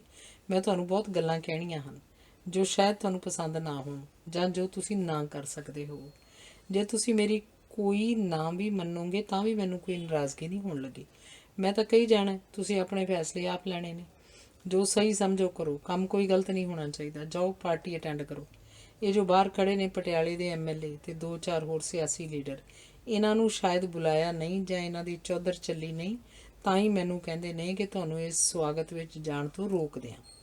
ਮੈਂ ਆਪਣਾ ਕੰਮ ਕਰ ਦਿੱਤਾ ਹੈ, ਤੁਸੀਂ ਆਪਣਾ ਕੰਮ ਕਰੋ। ਅੱਗੋਂ ਤੋਂ ਮੇਰੇ ਕਹੇ ਦਾ ਬੁਰਾ ਨਾ ਮਨਾਉਣਾ, ਇਹ ਸਿਆਸਤ ਹੈ। ਤੁਸੀਂ ਆਪਣੀ ਤੁਰ ਤੁਰੀ ਜਾਓ ਅਤੇ ਯੂਨੀਵਰਸਿਟੀ ਨੂੰ ਮੁੜ ਲੀਹਾਂ 'ਤੇ ਪਾਓ। ਪਹਿਲੀ ਵਾਰ ਮੈਨੂੰ ਭਾਰਤੀ ਸਿਆਸਤ ਦਾ ਇਹ ਪੱਖ ਸਮਝ ਆਇਆ। ਉਸ ਵਕਤ ਤਾਂ ਮੈਂ ਸਿਆਸਤ ਵਿੱਚ ਇੰਨਾ ਕੱਚਾ ਸਾਂ ਕਿ ਮੈਨੂੰ 2 ਐਮਐਲਏ ਤੋਂ ਸਿਵਾਏ ਕਿਸੇ ਹੋਰ ਦਾ ਨਾਂ ਵੀ ਨਹੀਂ ਸੀ ਆਉਂਦਾ। ਉੱਥੇ ਬਾਹਰ ਨਿਕਲ ਕੇ ਮੇਰੀ ਮੁਲਾਕਾਤ ਬ੍ਰਹਮ ਮਹਿੰਦਰਾ ਅਤੇ ਐਡਵੋਕੇਟ ਜਨਰਲ ਸਿੱਧੂ ਨਾਲ ਉਹਨਾਂ ਕਰਵਾਈ ਜੋ ਯੂਨੀਵਰਸਿਟੀ ਦੀ ਸਿੰਡੀਕੇਟ ਦੇ ਮੈਂਬਰ ਸਨ। ਇਹ ਦਬਾਅ ਪਾ ਰਹੇ ਜਨਤਕ ਸਵਾਗਤ ਵਿੱਚ ਜਾਣ ਤੋਂ ਰੋਕ ਦਿੱਤਾ ਜਾਏ। ਮੈਂ ਹਾਲੇ ਯੂਨੀਵਰਸਿਟੀ ਚਾਲੂ ਹੀ ਕੀਤੀ ਸੀ ਕਿ ਇੱਕ ਦਿਨ ਸਵੇਰੇ ਪੁਲਿਸ ਦੇ 2 ਅਫਸਰ ਅਤੇ 3-4 ਸਿਪਾਹੀ ਮੇਰੇ ਕੋਲ ਆ ਗਏ। ਕਹਿੰਦੇ ਕਿ ਕੀ ਤੁਹਾਡਾ ਇੱਥੇ ਇੱਕ ਵਿਦਿਆਰਥੀ ਹੈ, ਹਰਵਿੰਦਰ ਸਿੰਘ ਖਾਲਸਾ, ਅਸੀਂ ਉਹਨੂੰ ਗ੍ਰਿਫਤਾਰ ਕਰਨਾ ਹੈ, ਉਹ ਸਰਕਾਰ ਦੇ ਵਿਰੁੱਧ ਬਿਆਨ ਦੇ ਰਿਹਾ। ਮੈਂ ਕਿਹਾ, ਭਲੇ ਮਾਨਸੋ, 1.5 ਮਹੀਨੇ ਤੋਂ ਵੀ ਵੱਧ ਯੂਨੀਵਰਸਿਟੀ ਬੰਦ ਪਈ ਰਹੀ, ਉਦੋਂ ਫੜ ਲੈਂਦੇ। ਹੁਣ ਮੈਂ ਇੰਨੀ ਸਦਭਾਵਨਾ ਪੈਦਾ ਕਰਕੇ ਮਿਹਨਤ ਨਾਲ ਯੂਨੀਵਰਸਿਟੀ ਖੋਲ੍ਹੀ ਹੈ, ਤੁਹਾਨੂੰ ਯੂਨੀਵਰਸਿਟੀ ਖੁੱਲ੍ਹੀ ਚੰਗੀ ਨਹੀਂ ਲੱਗਦੀ? ਹੁਣ ਜੇ ਤੁਸੀਂ ਇੰਜੇ ਵਿਦਿਆਰਥੀ ਫੜ ਲਿਆ ਤਾਂ ਹੜਤਾਲ ਫੇਰ ਹੋ ਜਾਏਗੀ ਅਤੇ ਗੱਲ ਫਿਰ ਮੇਰੀ ਉਹੀ ਆਨੇ ਵਾਲੀ ਥਾਂ 'ਤੇ ਆ ਜਾਏਗੀ। ਮੈਂ ਇੰਜ ਤੁਹਾਨੂੰ ਇਹ ਵਿਦਿਆਰਥੀ ਗ੍ਰਿਫਤਾਰ ਨਹੀਂ ਕਰਨ ਦੇਣਾ। ਉਹ ਕਹਿਣ ਲੱਗੇ ਕਿ ਜੀ, ਸਾਡੀ ਮਜਬੂਰੀ ਹੈ, ਸਾਨੂੰ ਤਾਂ ਉੱਪਰੋਂ ਮੁੱਖ ਮੰਤਰੀ ਤੋਂ ਹੁਕਮ ਆਏ ਹਨ। ਮੈਂ ਕਿਹਾ, ਮਾਫ਼ ਕਰਨਾ, ਅਸੂਲਾਂ ਕਾਨੂੰਨਾਂ ਦੀ ਕੁਝ ਨਾ ਕੁਝ ਤਾਂ ਜਾਣਕਾਰੀ ਮੈਨੂੰ ਵੀ ਹੈ। ਮੁੱਖ ਮੰਤਰੀ ਇੰਜ ਤੁਹਾਨੂੰ ਹੁਕਮ ਕਿਵੇਂ ਦੇ ਸਕਦਾ? ਅਤੇ ਫਿਰ ਸਰਦਾਰ ਦਰਬਾਰਾ ਸਿੰਘ, ਮੇਰੀ ਇਹ ਗੱਲ ਮੰਨਣ 'ਚ ਨਹੀਂ ਆਉਂਦੀ, ਮੈਂ ਹੁਣੇ ਮੁੱਖ ਮੰਤਰੀ ਨੂੰ ਪੁੱਛ ਲੈਣਾ। ਮੈਂ ਆਪਣੇ ਪ੍ਰਾਈਵੇਟ ਸੈਕਟਰੀ ਨੂੰ ਮੁੱਖ ਮੰਤਰੀ ਨਾਲ ਟੈਲੀਫੋਨ ਮਿਲਾਉਣ ਲਈ ਕਿਹਾ ਤਾਂ ਕਹਿਣ ਲੱਗੇ ਕਿ ਨਹੀਂ, ਇਹਦੀ ਲੋੜ ਨਹੀਂ, ਅਸੀਂ ਫੇਰ ਆ ਜਾਵਾਂਗੇ। ਮੈਂ ਉਹਨਾਂ ਨੂੰ ਕਿਹਾ ਕਿ ਜੇ ਕੋਈ ਵਿਦਿਆਰਥੀ ਤੁਸੀਂ ਵਾਕਈ ਕਿਸੇ ਦੋਸ਼ 'ਚ ਫੜਨਾ ਹੈ ਤਾਂ ਬਾਹਰ ਫੜ ਲੈਣਾ। ਯੂਨੀਵਰਸਿਟੀ ਵਿੱਚੋਂ ਕੋਈ ਗ੍ਰਿਫਤਾਰੀ ਨਹੀਂ ਹੋਣੀ ਚਾਹੀਦੀ। ਜੇ ਤੁਸੀਂ ਇੰਜ ਗ੍ਰਿਫਤਾਰੀ ਕੀਤੀ ਤਾਂ ਉਹਦੇ ਨਤੀਜਿਆਂ ਦੀ ਜ਼ਿੰਮੇਵਾਰੀ ਤੁਹਾਡੀ ਹੋਏਗੀ। ਜਦੋਂ ਚਲੇ ਗਏ ਤਾਂ ਮੈਨੂੰ ਪਤਾ ਲੱਗਾ ਕਿ ਦੂਜਾ ਹੱਲਾ ਸੀ ਉਸੇ ਸਾਜ਼ਿਸ਼ ਦਾ ਜਿਸ ਹੇਠ ਮੈਨੂੰ ਪਹਿਲਾਂ ਜਨਤਕ ਸਵਾਗਤ ਵਿੱਚ ਜਾਣੋਂ ਰੋਕਿਆ ਜਾ ਰਿਹਾ ਸੀ। ਦਰਅਸਲ ਮੈਂ ਜੋ ਸਮਝਿਆ ਸਾਂ ਉਹ ਇਹ ਸੀ ਕਿ ਸਥਾਨਕ ਰਾਜਨੀਤਿਕ ਆਗੂ ਇਸ ਯੂਨੀਵਰਸਿਟੀ ਦੇ ਸਿੰਡੀਕੇਟ ਦੇ ਮੈਂਬਰ ਸਨ। ਉਹ ਆਪਣੇ ਦਰਬਾਰ ਲਾਉਂਦੇ ਸਨ, ਕਾਫੀ ਦਖਲਅੰਦਾਜ਼ੀ ਕਰਦੇ ਸਨ ਯੂਨੀਵਰਸਿਟੀ ਦੇ ਕੰਮਾਂ ਵਿੱਚ, ਤੇ ਸਾਰਾ ਵਿਗਾੜ ਹੀ ਉਹਨਾਂ ਪਾਇਆ ਸੀ। ਮੇਰੇ ਯੂਨੀਵਰਸਿਟੀ 'ਚ ਆਉਣ ਵੇਲੇ ਵੀ ਮੇਰੇ ਤਾਈਂ ਇਹ ਪਹੁੰਚਾਇਆ ਜਾ ਰਿਹਾ ਸੀ ਕਿ ਅਧਿਆਪਕ ਟੁੱਟ ਚੁੱਕੇ ਨੇ, ਉਹਨਾਂ ਦੀ ਹੜਤਾਲ ਵੀ ਆਖਰੀ ਦਮਾਂ 'ਤੇ ਹੈ, ਬਸ ਸਖਤ ਹੋ ਕੇ ਰਗੜਾ ਲਾ ਦਿਓ, ਇਹ ਮੁੜ ਉੱਠਣ ਵਾਲੇ ਨਹੀਂ ਰਹਿਣਗੇ। ਇਹ ਪਹੁੰਚ ਮੈਨੂੰ ਕੋਈ ਚੰਗੀ ਨਹੀਂ ਸੀ ਲੱਗੀ। ਮੈਂ ਸੋਚਦਾ ਸਾਂ ਇਹ ਕੋਈ ਜੰਗ ਦਾ ਮੈਦਾਨ ਤਾਂ ਹੈ ਨਹੀਂ ਕਿ ਰਗੜਾ ਲਾ ਦਿੱਤਾ ਜਾਏ। ਅਧਿਆਪਕ ਹਨ,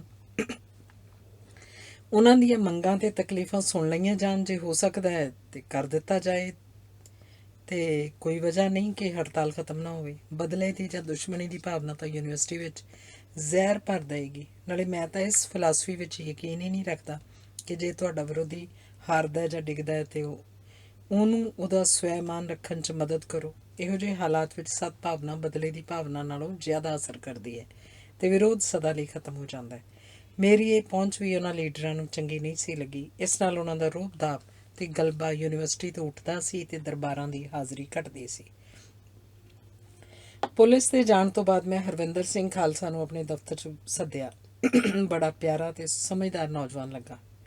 ਮੈਂ ਉਹਨੂੰ ਸਮਝਾਇਆ ਕਿ ਮੈਨੂੰ ਤੇਰੇ ਲੀਡਰੀ ਕਰਨ 'ਚ ਕੋਈ ਇਤਰਾਜ਼ ਨਹੀਂ, ਪਰ ਜੇ ਤੂੰ ਸਿਆਸੀ ਲੀਡਰ ਬਣਨਾ ਹੀ ਹੈ ਤਾਂ ਐਸਾ ਬਣ ਜਿਸ 'ਤੇ ਇਹ ਯੂਨੀਵਰਸਿਟੀ ਮਾਣ ਕਰੇ ਤੇ ਮੈਂ ਵੀ ਕਹਿ ਸਕਾਂ ਸਿਰ ਉੱਚਾ ਕਰਕੇ ਕਿ ਹਰਵਿੰਦਰ ਸਾਡਾ ਵਿਦਿਆਰਥੀ ਹੈ। ਇਹ ਤਾਂ ਗੱਲ ਨਹੀਂ ਬਣਦੀ ਕਿ ਬਿਆਨ ਦਿੱਤਾ ਤਾਂ ਲੁਕ ਗਏ। ਲੀਡਰ ਕਦੇ ਲੁਕਦੇ ਨਹੀਂ ਹੁੰਦੇ ਤੇ ਭੱਜਦੇ ਨਹੀਂ ਹੁੰਦੇ। ਸੁਕਰਾਤ ਵੀ ਜੇਲ੍ਹ 'ਚੋਂ ਭੱਜ ਸਕਦਾ ਸੀ, ਪਰ ਉਹਨੇ ਜ਼ਹਿਰ ਪੀਣਾ ਕਬੂਲ ਕੀਤਾ ਤਾਂ ਜੋ ਉਹਦੀ ਸਟੇਟ ਦੀ ਵਿਰੋਧਤਾ ਅਸੂਲਾਂ 'ਤੇ ਕਾਇਮ ਰਹੇ। ਅੱਜ ਅਸੀਂ ਉਸ ਸੁਕਰਾਤ ਨੂੰ ਯਾਦ ਕਰਦੇ ਹਾਂ। ਜੇ ਉਹ ਜੇਲ੍ਹ 'ਚੋਂ ਭੱਜ ਜਾਂਦਾ ਤਾਂ 4 ਦਿਨ ਹੋਰ ਜੀ ਲੈਂਦਾ, ਪਰ ਅੱਜ ਉਸ ਸੁਕਰਾਤ ਨੂੰ ਕੋਈ ਜਾਣਦਾ ਵੀ ਨਾ ਹੁੰਦਾ। ਹਰਵਿੰਦਰ ਕਹਿਣ ਲੱਗਾ ਕਿ ਪ੍ਰੋਫੈਸਰ ਸਾਹਿਬ ਮੈਨੂੰ 2 ਦਿਨ ਹੋਰ ਦੇ ਦਿਓ, ਮੈਂ ਆਪਣਾ MPhil ਦਾ ਥੀਸਿਸ ਮੁਕੰਮਲ ਕਰ ਲਵਾਂ, ਫਿਰ ਤੁਹਾਨੂੰ ਮੇਰੇ 'ਤੇ ਕਦੀ ਕੋਈ ਸ਼ਿਕਾਇਤ ਨਹੀਂ ਰਹੇਗੀ। ਮੈਂ ਕੈਂਪਸ ਛੱਡ ਜਾਵਾਂਗਾ।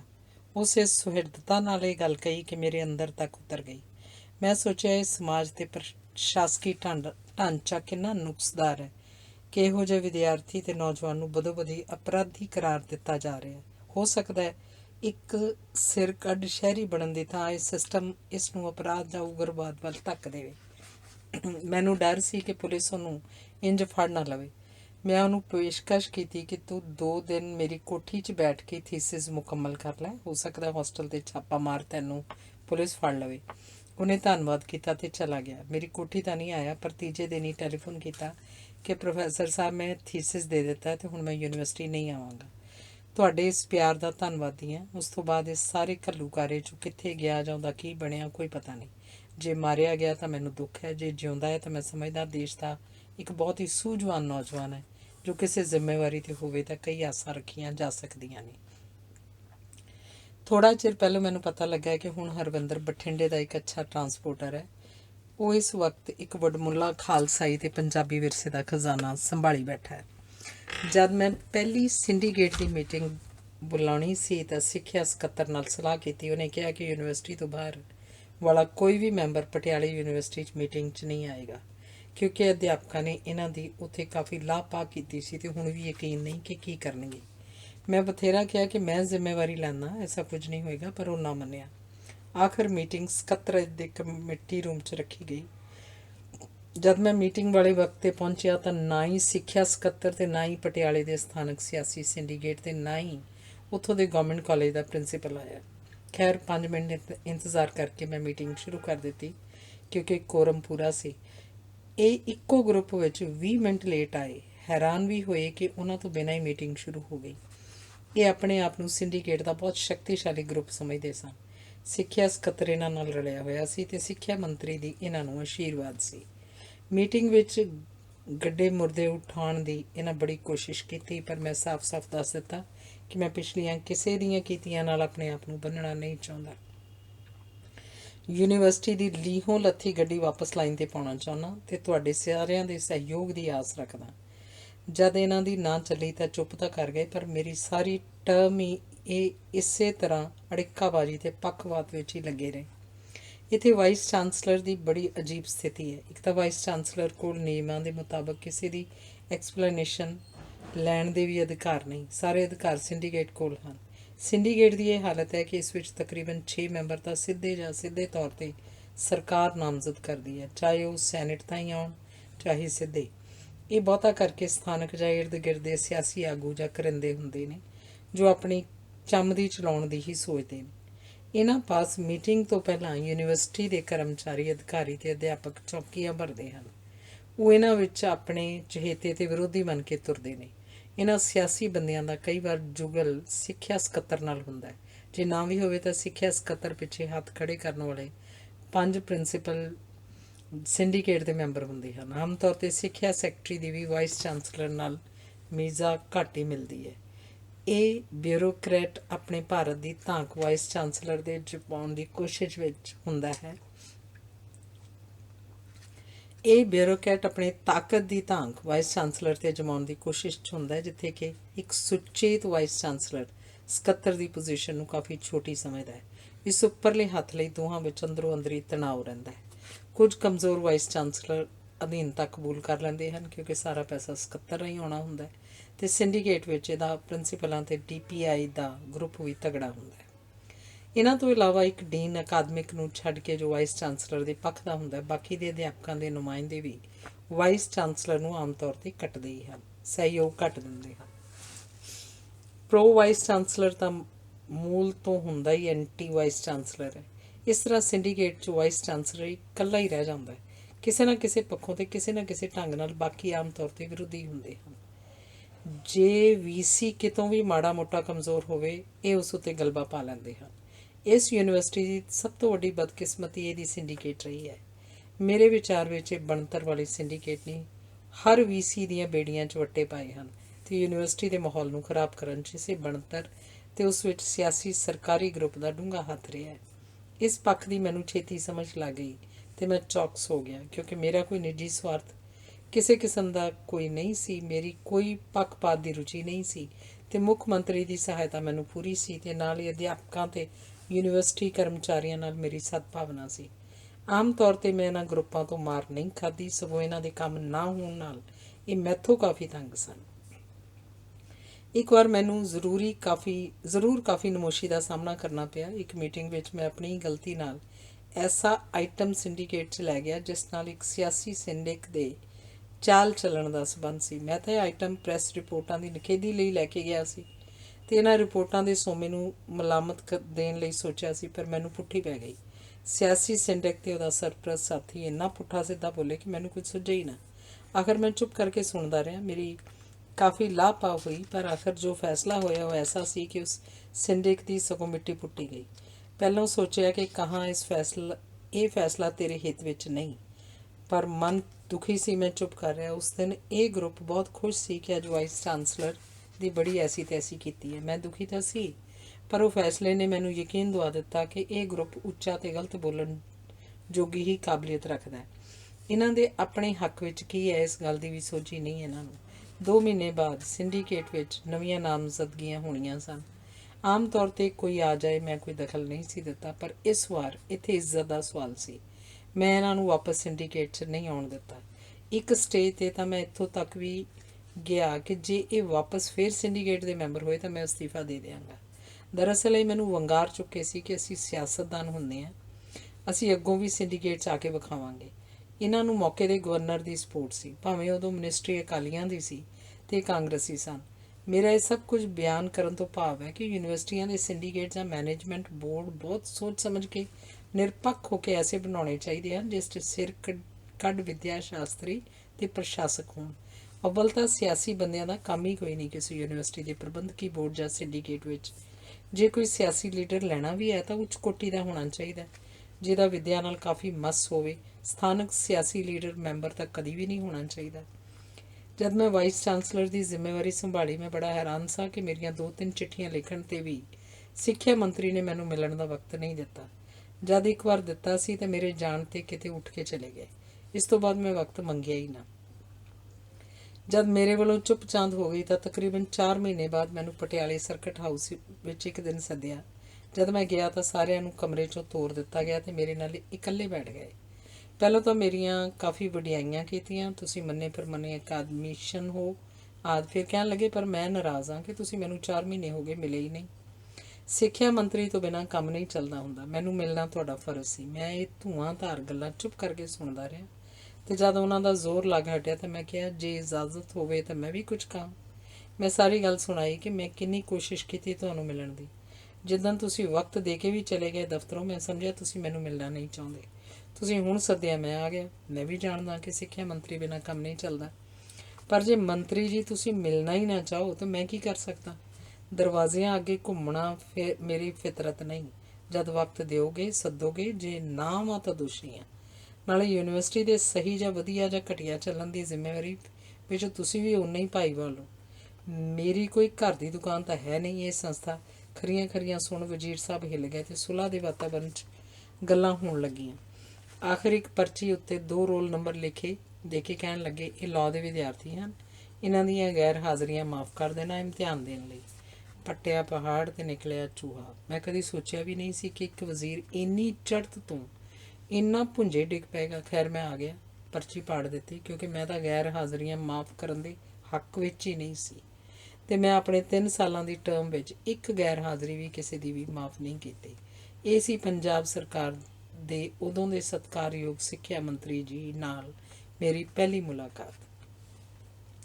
ਗੈਰ ਹਾਜ਼ਰੀਆਂ ਦੇ ਸਬੰਧ 'ਚ ਇੱਕ ਹੋਰ ਕੇਸ ਮੇਰੇ ਕੋਲ ਪਟਿਆਲੇ ਦੇ ਇਨਕਮ ਟੈਕਸ ਅਧਿਕਾਰੀ ਦਾ ਆਇਆ, ਜੋ ਸ਼ਾਮ ਦੀਆਂ ਕਲਾਸਾਂ ਦੇ ਵਿਦਿਆਰਥੀ ਸਨ ਤੇ ਆਦਤਨ ਕਦੀ ਕਲਾਸਾਂ 'ਚ ਹਾਜ਼ਰ ਨਹੀਂ ਸਨ ਹੁੰਦੇ। ਜਦ ਮੈਂ ਨਾ ਕਰ ਦਿੱਤੀ ਤਾਂ 5-6 ਜਣੇ ਇਕੱਠੇ ਹੋ ਕੇ ਆਏ ਤੇ ਜ਼ੋਰ ਪਾਉਣ ਲੱਗੇ ਕਿ ਗੈਰ ਹਾਜ਼ਰੀਆਂ ਮਾਫ਼ ਕਰ ਦਿਓ, ਅਸੀਂ ਬੜੇ ਕੰਮ ਆਉਣ ਵਾਲੇ ਅਫਸਰ ਹਾਂ। ਮੈਂ ਸੁਣਦਾ ਰਿਹਾ ਤੇ ਆਖਰ ਕਿਹਾ ਕਿ ਤੁਸੀਂ ਤਾਂ ਬਹੁਤ ਜ਼ਿੰਮੇਵਾਰ ਅਫਸਰ ਹੋ। ਜੇ ਤੁਸੀਂ ਵੀ ਜ਼ਿੰਮੇਵਾਰੀ ਤੋਂ ਕੰਮ ਨਾ ਲਾਓ ਤਾਂ ਬਾਕੀ ਦੇ ਕੀ ਕਰਨਗੇ। ਤੁਹਾਡੇ 'ਤੇ ਤਾਂ ਆਮ ਵਿਦਿਆਰਥੀਆਂ ਨਾਲੋਂ ਵੱਧ ਸਖਤੀ ਨਾਲ ਰੂਲ ਲਾਗੂ ਹੋਣੇ ਚਾਹੀਦੇ ਨੇ। ਬਾਕੀ ਰਹੀ ਕੰਮ ਆਉਣ ਦੀ ਗੱਲ, ਤਨਖਾਹ ਤੋਂ ਬਿਨਾਂ ਮੇਰੀ ਕੋਈ ਹੋਰ ਆਮਦਨੀ ਨਹੀਂ। ਤੁਸੀਂ ਮੇਰੇ ਕਿਸੇ ਕੰਮ ਨਹੀਂ ਆ ਸਕਦੇ। ਗੈਰ ਹਾਜ਼ਰੀਆਂ ਤਾਂ ਮਾਫ਼ ਨਾ ਹੋਈਆਂ।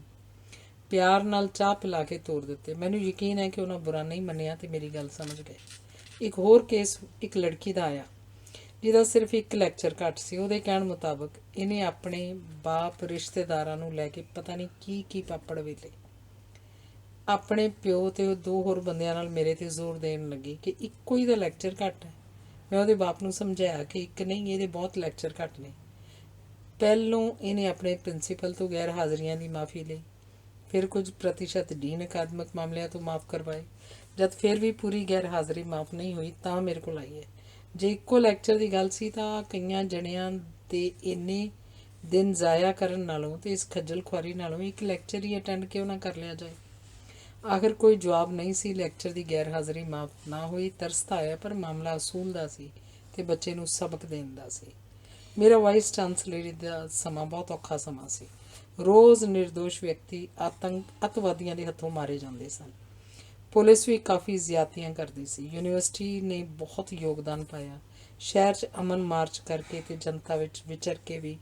ਪਟਿਆਲੇ ਦਾ ਅਮਨ ਮਾਰਚ ਕਾਫੀ ਤਾਰੀਖੀ ਸੀ। ਇਸ ਅਮਨ ਮਾਰਚ ਦੀ ਮੈਂ ਅਗਵਾਈ ਕੀਤੀ ਤੇ ਬਹੁਤ ਹੀ ਲੋਕਾਂ ਨੇ ਹਿੱਸਾ ਲਿਆ। ਆਖਰ ਇੱਕ ਦਿਨ ਬੱਸ ਵਿੱਚੋਂ ਕੱਢ ਕੇ 10 ਬੰਦੇ ਮਾਰੇ ਜਾਣ ਨਾਲ ਕਾਂਗਰਸ ਦੀ ਸਰਦਾਰ ਦਰਬਾਰਾ ਸਿੰਘ ਦੀ ਸਰਕਾਰ ਖਤਮ ਹੋ ਗਈ ਤੇ ਗਵਰਨਰ ਦਾ ਰਾਜ ਲਾਗੂ ਹੋ ਗਿਆ। ਸਖਤੀ ਵੱਧ ਗਈ ਤੇ ਬੇਅਮਨੀ ਵੀ। ਆਲ ਇੰਡੀਆ ਸਿੱਖ ਸਟੂਡੈਂਟ ਫੈਡਰੇਸ਼ਨ ਬੈਨ ਕਰ ਦਿੱਤੀ ਗਈ। ਮੈਂ ਇਹਦੇ ਹੱਕ 'ਚ ਨਹੀਂ ਸੀ। ਮੈਂ ਗਵਰਨਰ ਤੇ ਉਸ ਵੇਲੇ ਦੇ ਗਵਰਨਰ ਦੇ ਸਲਾਹਕਾਰ ਡਾਕਟਰ ਸਿੱਧੂ ਨਾਲ ਗੱਲਬਾਤ ਕੀਤੀ। ਮੇਰਾ ਵਿਚਾਰ ਸੀ ਕਿ ਫੈਡਰੇਸ਼ਨ ਨੂੰ ਗੈਰ ਕਾਨੂੰਨੀ ਕਰਾਰ ਦੇਣ ਨਾਲ ਗੜਬੜ ਹੋਰ ਵੱਧ ਸਕਦੀ ਹੈ। ਗਵਰਨਰ ਨੇ ਕਿਹਾ ਕਿ ਅਸੀਂ ਹੁਣ ਤੱਕ 112 ਬੰਦੇ ਇਸ ਫੈਡਰੇਸ਼ਨ ਦੇ ਫੜੇ ਹਨ। ਇਹਨਾਂ ਵਿੱਚ ਸਿਰਫ 6 ਵਿਦਿਆਰਥੀ ਹਨ। ਇਸ ਕਰਕੇ ਤੁਹਾਡੇ ਵਿਦਿਅਕ ਢਾਂਚੇ 'ਤੇ ਇਹਨਾਂ ਗ੍ਰਿਫਤਾਰੀਆਂ ਦਾ ਕੋਈ ਅਸਰ ਨਹੀਂ ਹੋਣਾ ਚਾਹੀਦਾ। ਮੈਂ ਕਿਹਾ ਕਿ ਮੈਂ ਵਿਦਿਅਕ ਅਦਾਰਿਆਂ ਦੀ ਨਹੀਂ, ਸਗੋਂ ਸਾਰੇ ਪੰਜਾਬ ਦੀ ਸੋਚ ਰਿਹਾ। ਜੇ 112 ਬੰਦਿਆਂ 'ਚੋਂ 106 ਵਿਦਿਆਰਥੀ ਨਹੀਂ ਤਾਂ ਇਹਨਾਂ ਨੂੰ ਵਿਦਿਆਰਥੀ ਸੰਸਥਾ ਦਾ ਨਾਂ ਦੇ ਕੇ ਇਹਨਾਂ ਨੂੰ ਇਹ ਇੱਜ਼ਤ ਕਿਉਂ ਬਖਸ਼ੀ ਜਾਂਦੀ ਹੈ? ਕੀ ਸਰਕਾਰ ਕੋਲ ਹੋਰ ਕਾਨੂੰਨ ਨਹੀਂ ਜਿਸ ਹੇਠ ਇਹ ਬੰਦੇ ਹਿਰਾਸਤ 'ਚ ਲਏ ਜਾਣ? ਗਵਰਨਰ ਪਾਂਡੇ ICS ਬਹੁਤ ਸਮਝਦਾਰ ਤੇ ਹੰਢੇ ਹੋਏ ਪ੍ਰਸ਼ਾਸਕ ਸਨ। ਮੇਰੇ ਨਾਲ ਸਹਿਮਤੀ ਪ੍ਰਗਟ ਕਰਦੇ ਕਹਿਣ ਲੱਗੇ ਕਿ ਇਹ ਹੁਕਮ ਉੱਤੋਂ ਹੋਏ ਹਨ, ਮੇਰੇ ਵੱਸ ਦੀ ਗੱਲ ਨਹੀਂ। ਦੂਸਰੇ ਦਿਨ ਅਸੀਂ ਚਾਰੇ ਵਾਈਸ ਚਾਂਸਲਰਾਂ ਨੇ ਗਵਰਨਰ ਨੂੰ ਇਸ ਮਾਮਲੇ ਬਾਰੇ ਮਿਲਣਾ ਸੀ। ਪ੍ਰੋਗਰਾਮ ਸੀ ਕਿ ਵਾਈਸ ਚਾਂਸਲਰਾਂ ਦੀ ਸਲਾਹ ਦਾ ਆਸਰਾ ਲੈ ਕੇ ਕੇਂਦਰੀ ਸਰਕਾਰ ਨੂੰ ਇਹ ਬਿਆਨ ਹਟਾਉਣ ਲਈ ਕਿਹਾ ਜਾਏ।